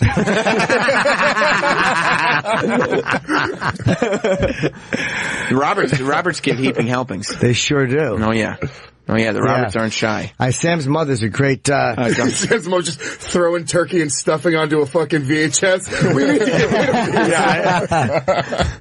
We don't have room for the plates anymore. His mother's cookies are the best. Don't worry about the cookies. They're good. They're fine. And we should... Is that a pussy joke? No, she's a good baker. She makes... Nobody's asking you about them. Well, I'm saying it's not about her pussy. No, I know that, but nobody's asking you to further on the cookies. They're like, okay, we'll accept that fact. What his mother does with the cookies is that in each cookie, she puts one of her gray pubes, and it acts like a handle for the cookie, it's a gray pube that she tears out from the root, and she bakes into the cookie, and you can pick it up like that. Then you pick it up, and you spin the cookie like a top, and you eat it. Can I tell you something? The the cookie smells like in between your toes. Can I tell you something? My poor mother invited Jim to our Thanksgiving. Exactly. She wants me to eat what they call a CHC. What's a CHC? It's a cotton hair cookie. Okay, that's not. I don't want one. I've never had that before at Thanksgiving. Do you do Thanksgiving, Louis? Yeah, I'm gonna go up to my great aunt, and have Thanksgiving with the baby, or not the baby, he's 4 now. But where does she live? Up in Rockland County. If you guys are familiar with Levity Live. Oh, yeah. Sure. Palisades. I've middled there many times. I used to work at the Palisades Center Mall in high school. I think we've talked about this before. On Hot Topic, yeah. Yeah, you were not a great employee, right? No, I'm terrible. Right. I think I remember us talking about I'm going to need Saturday off to go rob my dead neighbor's house and sell all his stuff. I had this undying entrepreneurial spirit. What I would do is shoplift from the Hot Topic and sell it. Yeah. Oh, wow. What a business plan. What a thing about that. I'm not even lying. We had a shoplifting, ring. Me and my buddies in high school, where we would go to the mall and we would, the guy who owned the pizzeria near me would give us orders to go pick up fucking sneakers, golf clubs, different things from the Model Sporting Goods, and we would just walk out with so much shit and sell it to this guy, and he would hawk it to all. I love when your son in 2 years is like, Dad, can I have a bike? And you're like, son, you go ransack the dead neighbor's house and get a bike yourself. Yeah. You start a dead old lady furniture stand and sell it yourself. They had thrown the stuff out. Okay, can we make this clear? We didn't go and into the house and steal the stuff. Travis used to work drive-through fast food and had an entrepreneurial spirit as well. Did you really? I don't know what you're talking about. What'd you do in fast food? I would maybe not ring up orders, but I memorized the prices in my head. Same thing, of course. I worked at KFC. You can't do that anymore. Scam. If you're not doing that, you should be fucking fired. You are not a smart employee. What, got taken from the register a little bit? Yeah, I used to do the same thing. $20-$30 at a time. It's not a big deal. So how does the scam work, Louis? Okay, so you're on drive-through, right? You're working there long enough, so you know exactly how much a 16-piece extra crispy with mashed potatoes and coleslaw costs, sure. Right? So with tax and everything, you know what the total is. It's the popular meal. I like how Louis just rattled that off like he's still got a little bit of that information. Oh, it doesn't leave you. I loved working at KFC. I'll be honest with you. That was also another moment in my life that was that really taught me about hard work. I was sweeping the floor at my KFC. Sure. And the owner came in and he was like, "Who asked you to sweep?" Very angry. And I was like, "Oh, nobody. I just saw there was stuff on the floor." And he was like, "That's a perfect attitude. That's what we need." And he gave me a 50-cent raise on the spot right there. Wow. Who's this boss? Cocks a gun at you? Who told you to sweep? Well, that's why you get a 20. Wow, that's the advantage of working at McDowell's. He has his change belt like the old school train conductor. An extra 50 cents. And then he handed you a coin and you bid it. You're like, "Hey, this looks good." All right.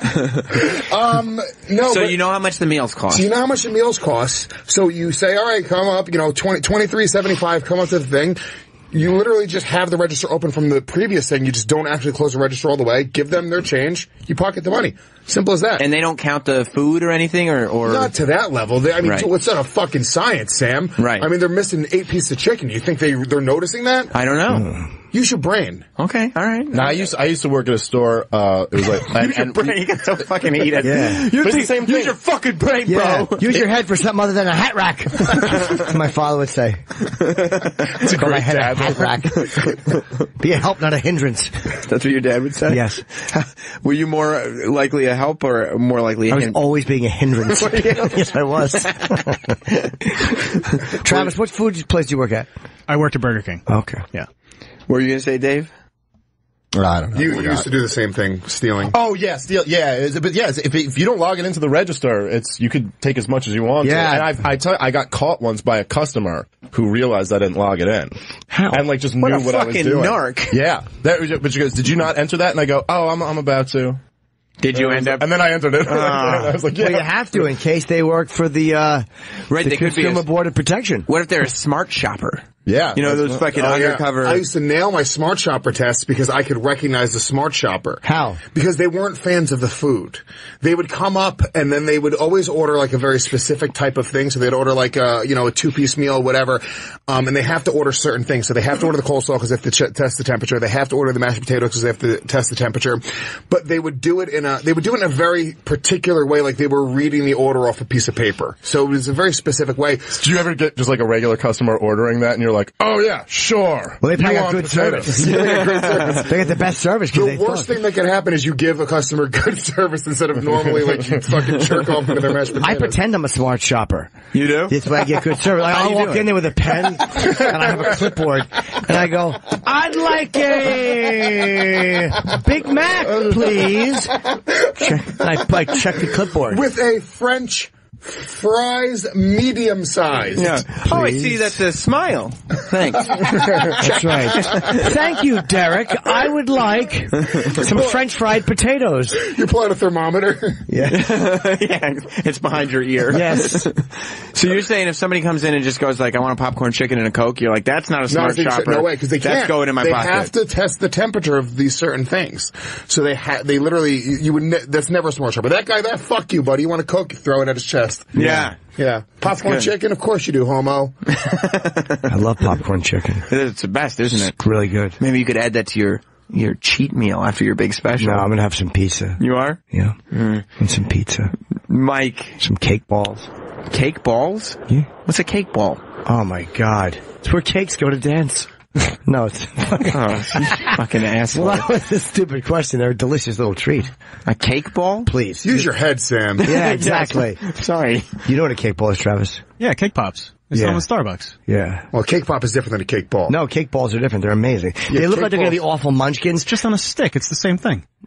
Well, maybe, yeah, but I'm saying that I've never had them on a just stick. get a fucking piece of cake? And they're amazing. Because it's a little less than a piece of cake. It's a small cake. Plus, you could hold it on a stick and wave it at your friends. Yeah.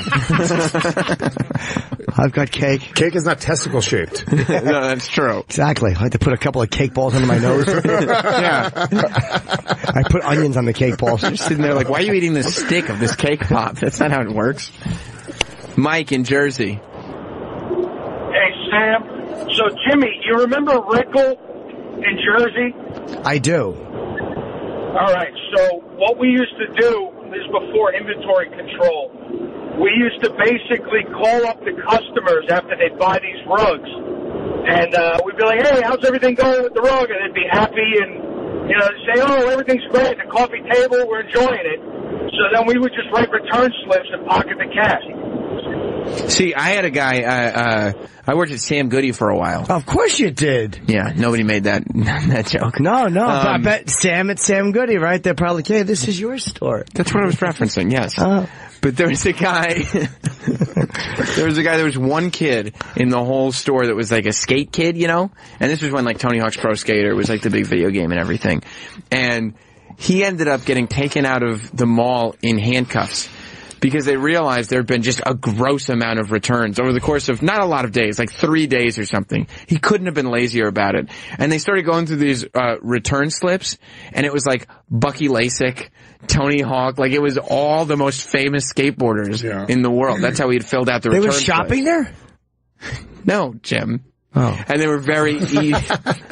He was just a dummy. The same way we would use our cats' names to sign up for Columbia House. Right. He would do his favorite skaters for return slips. But like it's like there's only one kid who likes skateboarding, and nobody else knew who Bucky Lasik was. Yeah, and Tony Hawk didn't stop by the store last time I checked. Yeah. So all they had to do was open the drawer, and he got Tony fucking Peralta busted. returned $30. I used to go into the Models. This was just an old. If you want $80, you could do this to this day, I'm sure. Oh yeah? You just go into the Models, grab a pair of rollerblades, bring it to the front, and say, I'm returning this. I forgot my receipt. And it worked? Yeah. They would do that all the time. Or what you do is you find receipts in the parking lot, and then whatever's on the receipt in the parking lot, you go into the mall and bring it to the counter. Dude, Lewis is a wizard at this stuff. When I was like 8, my mom gave me that idea. She's like, oh yeah, go to the supermarket, find a receipt on the ground, return some chicken, you'll make some money. Dude, I never had the balls for any of this, but I'm just too neurotic and Jewish. Lewis is fucking on cop cars. But Lewis used to, when we first met, me and Lewis were like 20 or something like that, and we were obsessed with MMA, and we used to go to the Virgin Mega Store to buy like Pride DVDs, sure. Somebody, I don't remember whose joke it was, but it used to be a great one-liner joke. Is the stand-up, he goes, Virgin Mega Store, false advertising. Anyway. That's mine. That's an old Norton. I remember that. But we used to go in there, and Lewis had this scheme. It was pretty amazing, and he was so like dexterous that he could do it. But he would switch price tags So he'd go get like a really cheap DVD's price tag, take it off, put it on the DVD we wanted, and we'd go get like a DVD for $3. You get a My Little Pony DVD for $2, and then you get a $40 Pride box set. So we got that My Little Pony DVD for only $2. And then we go back and watch it. Yeah, because even if they scan it and it's a certain price, you're like, no, that price tag says $3. You can't, that's illegal. And by the way, technically, the letter of the law is that if there's a price tag on something, they have to sell it to you for that price. You know, we would do the best scam was when I worked in receiving and warehouses, and when boxes come, they, like with stuff in them, they come with you packing peanuts. They're like those little fucking styrofoam peanut things that pack a box. So what I would do is I would steal the packing peanuts. I would tie off the bottom of my pants with rubber bands, and I would fill my trousers with packing peanuts. I'd go home with them. And then you'd open up your trouser legs, and your dad would say, Jimmy, you're being a hindrance, not a help. No, I would just save all the packing peanuts. So I always had them at my house. Why would you need packing peanuts? In case. You really were a hindrance. Yes, I was. What a mess. What a mess. Put in my trousers. We should take a break. Yeah. We've got Dave Smith and Louis J. Gomez here. Technically, they're on the Legion of Skanks podcast, but not for long. Yeah. Especially not after this beef that they were talking about with Big J, who would far prefer, he said, he would far prefer to do the bonfire than Legion of Skanks. So, yeah. Well, obviously. Right. You know. Can you hear it in his voice that he's having a better time doing that show than the show with you guys? Oh, he's like a kid in a candy shop. That's a bummer. Yeah. Well, like Big J in a candy shop. It's the same type of joy. That's a bummer. But you can still, for the time being, subscribe to Legion of Skanks, and you can get the Real Ass podcast, and you can get Part of the Problem. And GasDigitalNetwork.com. That's all on Gas Digital, right? Everything's on GasDigitalNetwork.com. You get the shows 5 days before they come out on iTunes. You guys get the video version of the show, the archives beyond the past 10 episodes. We have a great chat room that goes while the shows are going live, so you can chat. There's a message board. Really great stuff. There's 11 shows on the network. We're growing constantly. We just added Bruce Buffer from the UFC ring announcer, plus Jamie Johnson from Hatebreed. It's really a great network. If you use the promo code LOS, you get a 14-day free trial to see if you like the premium service. Yes. So try it out for free. See if you like it, and you can follow Louis at Louis J. Gomez and Dave Smith at Comic Dave Smith. Jim Norton is going to be in Saratoga Springs on Friday and Saturday. Then the week after is Hartford. And then the week after that is Doylestown, PA. And then I shoot my special, and I don't have to do stand-up for a little while. And then after your special, it's pizza time. Yeah, I'm gonna go get some pizza, and then I'm gonna go take a nice, I really want a couple of nice slices of Joe's Pizza on 6th Avenue. That's what you're hoping for? That's for me. That's every time I've fucking binged on food. Is that the one from Louis? No, that's Ben's on the corner. Oh, I love Ben's. They're good, but they're a little too greasy for me. The one Joe's on the corner of 6th Avenue. Whenever I've had fucking food relapses where I'm bad for like a month, it's because stupid Colin, let's go to Joe's and get a slice. And we go to Joe's and we get a fucking slice, and I wind up eating 4. It's the fucking... You can't have just one? Dude, it's so... Do you like pizza? Yeah, you ever been to Sal's in Mamaroneck? No. In fucking Westchester. It's the best pizza in New York State. Yeah, just shut up. I don't know if it is or not. Westchester horse shit for the last time I ate at a place called... No, Mamaroneck. Do you remember Sal's? Fucking Sal's I used to eat at all the time in Brooklyn. And then fucking Mookie threw a garbage can through the window, and the fucking place got burned down after stupid Radio Raheem got killed. Rest in peace. You guys didn't know... You got it, Dave. What, that reference? Yeah. Do the right thing? Yeah, I got that. I mean, do the right thing. Yeah, I got that. All right, good. Yeah, me too. Of course. No, you didn't. Louis I got it, dude. Louis wasn't even sort of there with head, you. Sam. Do you see my face? Louis was looking at you like, oh yeah, I think I've had pizza there before. Yeah, I know what you're talking about. Yeah. I'm such a phony. All you have to do is write Louis. I'd be like, yeah, 100%. Oh man, that was a great pizza place. Sounds terrible that the window got broken. Yeah, but fucking pepperoni kicked ass though. Loved Radio Raheem. I would love a nice piece of pepperoni pizza. Here's what you do, Jim. Over the weekend, come down to Westchester. Come up to Westchester. No. We'll go to Mamaroneck. No. We'll go to Sal's. I'll take a greasy pepperoni pizza shit after. You will? Whoa. I mean, the one that always wins best in the country is in Connecticut. Yeah, Pepe's. I want to go there once. You've never been there? No. But no, there's 2 of them. If you ever do... Bro, there's one in Yonkers. Westchester. Oh, they have a Frank Pepe's? Yeah. Fine, I'll give it to him. Solid pizza. But by the way, Sal's is one better. You ever do the casino, Mohegan Sun? I have. They have one inside of there now. I don't know if I trust that as much as you. No, it's phenomenal. They brought in the huge the oven. What's the club? What's the club that we do by the other one? Comics. It's comics. No. But I like Ilio's. You ever eat Ilio's pizza? That was really good too. Yeah. No, those are good too. You get the 3 slices in one. It's super. But they have these huge ovens that are like literally 30 feet deep, and the the things that they pick up the pizzas with are these huge long poles. It's crazy, dude. I know that there's this place in Times Square called Sbarro.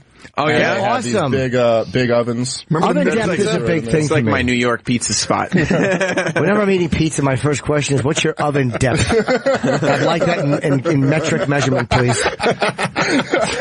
The oven depth. What's this cubic square footage of your oven? Yeah, nobody cared about that. That hasn't been talked about since 1942. In Germany. Since Agent 12 was on the air. No, I'm going to need a really deep oven. Yeah. You're making a lot of pizzas, huh? Yeah. A lot of pizzas. I plan on being very successful. We're going to take a break. We'll be back with the 2 of the 3 Legion of Skanks guys. Okay, it's Thanksgiving. Understood. Adrian, calm down.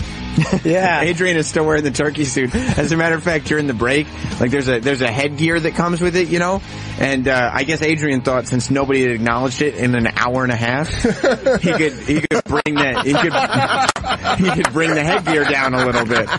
And during the commercial, I went, Adrian, head thing. Okay. Scalp position. I realized how much that looks like a clit, like the headpiece. Yeah, that's right. Big and yellow. He'll be wearing that in the office, building the best ofs today too. I mean, that's a full day's outfit. Yeah. For Adrian. Speaking of best ofs, we're gonna have best of shows tomorrow, Thursday, and Friday. Right. Some of the stuff that we've done over the last month and a half on this show, as well as podcasts that we did when we were out in LA. So over the next few days, you'll hear the podcast we did with Bert Kreischer. The podcast Love we Bert. did. Yeah, that was a real fun one. He's the best. Yeah, I love that guy. That So guy you guys was the machine or something. He had some sort of a nickname, I believe. But we're doing, that's right. The Greg Fitzsimmons show that we did. I hate him. Yeah. You don't like Greg? I'm kidding. And, Stone Cold Steve Austin podcast that we did. Which, cool. I had to use some of my connections to pull that one off. I like that you guys are already at the point where you're doing best of episodes. Well, what are we going to do? Same 10-minute clip over and over. I also love how radio guys have to go do podcast tours now.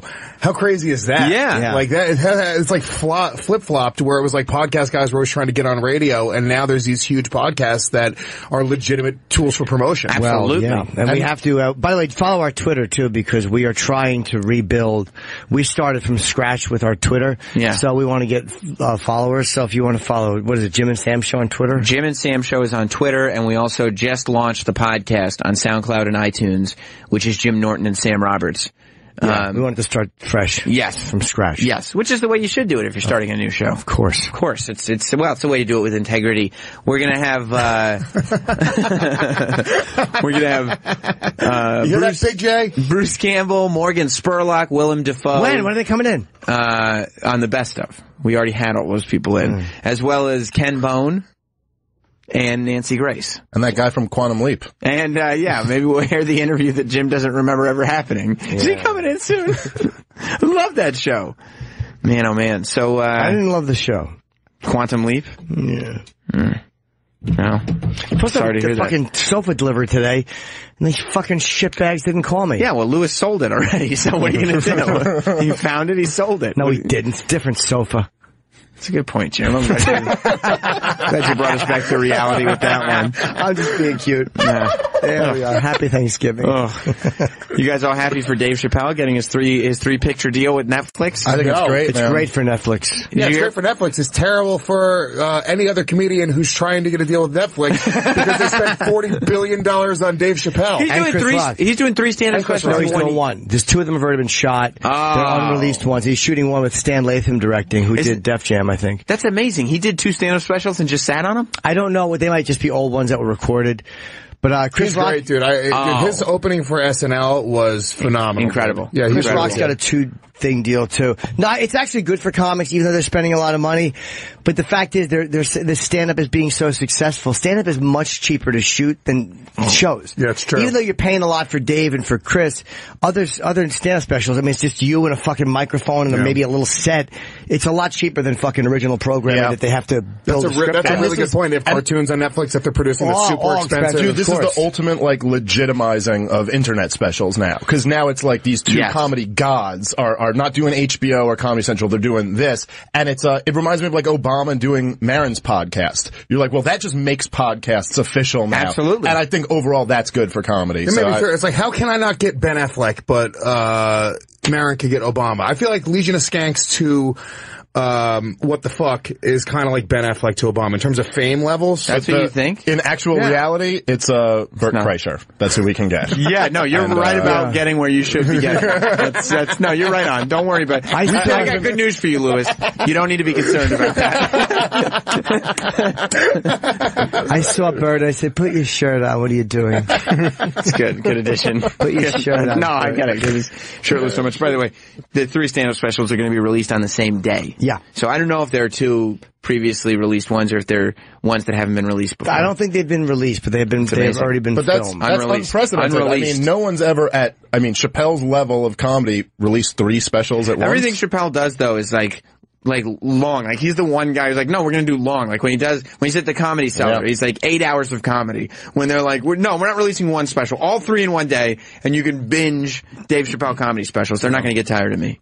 It's amazing. But all those people who complain about it or whatever, they'll be like, oh, you're like listening to him order coffee or smoke a cigarette. It's like, okay. But then after that, you're going to hear like one of the best jokes you've ever heard. It's undeniable. So, I mean, even watching what he does now, like, I've watched him at clubs throughout the past few years. He's kind of been out of the spotlight. You watch him at the Comedy Cellar do a 3 or 4 hour set. I mean, you're watching when he's telling jokes, it's the most brilliant comic in the world. There's some downtime there where he maybe just be shooting the shit with the crowd, but it's actually it's a very special thing. So there's no point. The audience stays. It's not like half the audience is gone by the time his 3 hour set is up. They stay because they're being entertained. This is New York. We're very savvy people. We don't really give a fuck about celebrity. Celebrities can walk down the street in New York City and not be mobbed. That's like you, Jim, right? No, I just wanted to address that this New York, we're very savvy people. That's okay, Louis. You can let him go. We're out of time. Yeah. Thank you guys. Thanks so much for having us, man. Yeah, absolutely. We know you people have a lot of choices. You're obviously very savvy individuals. be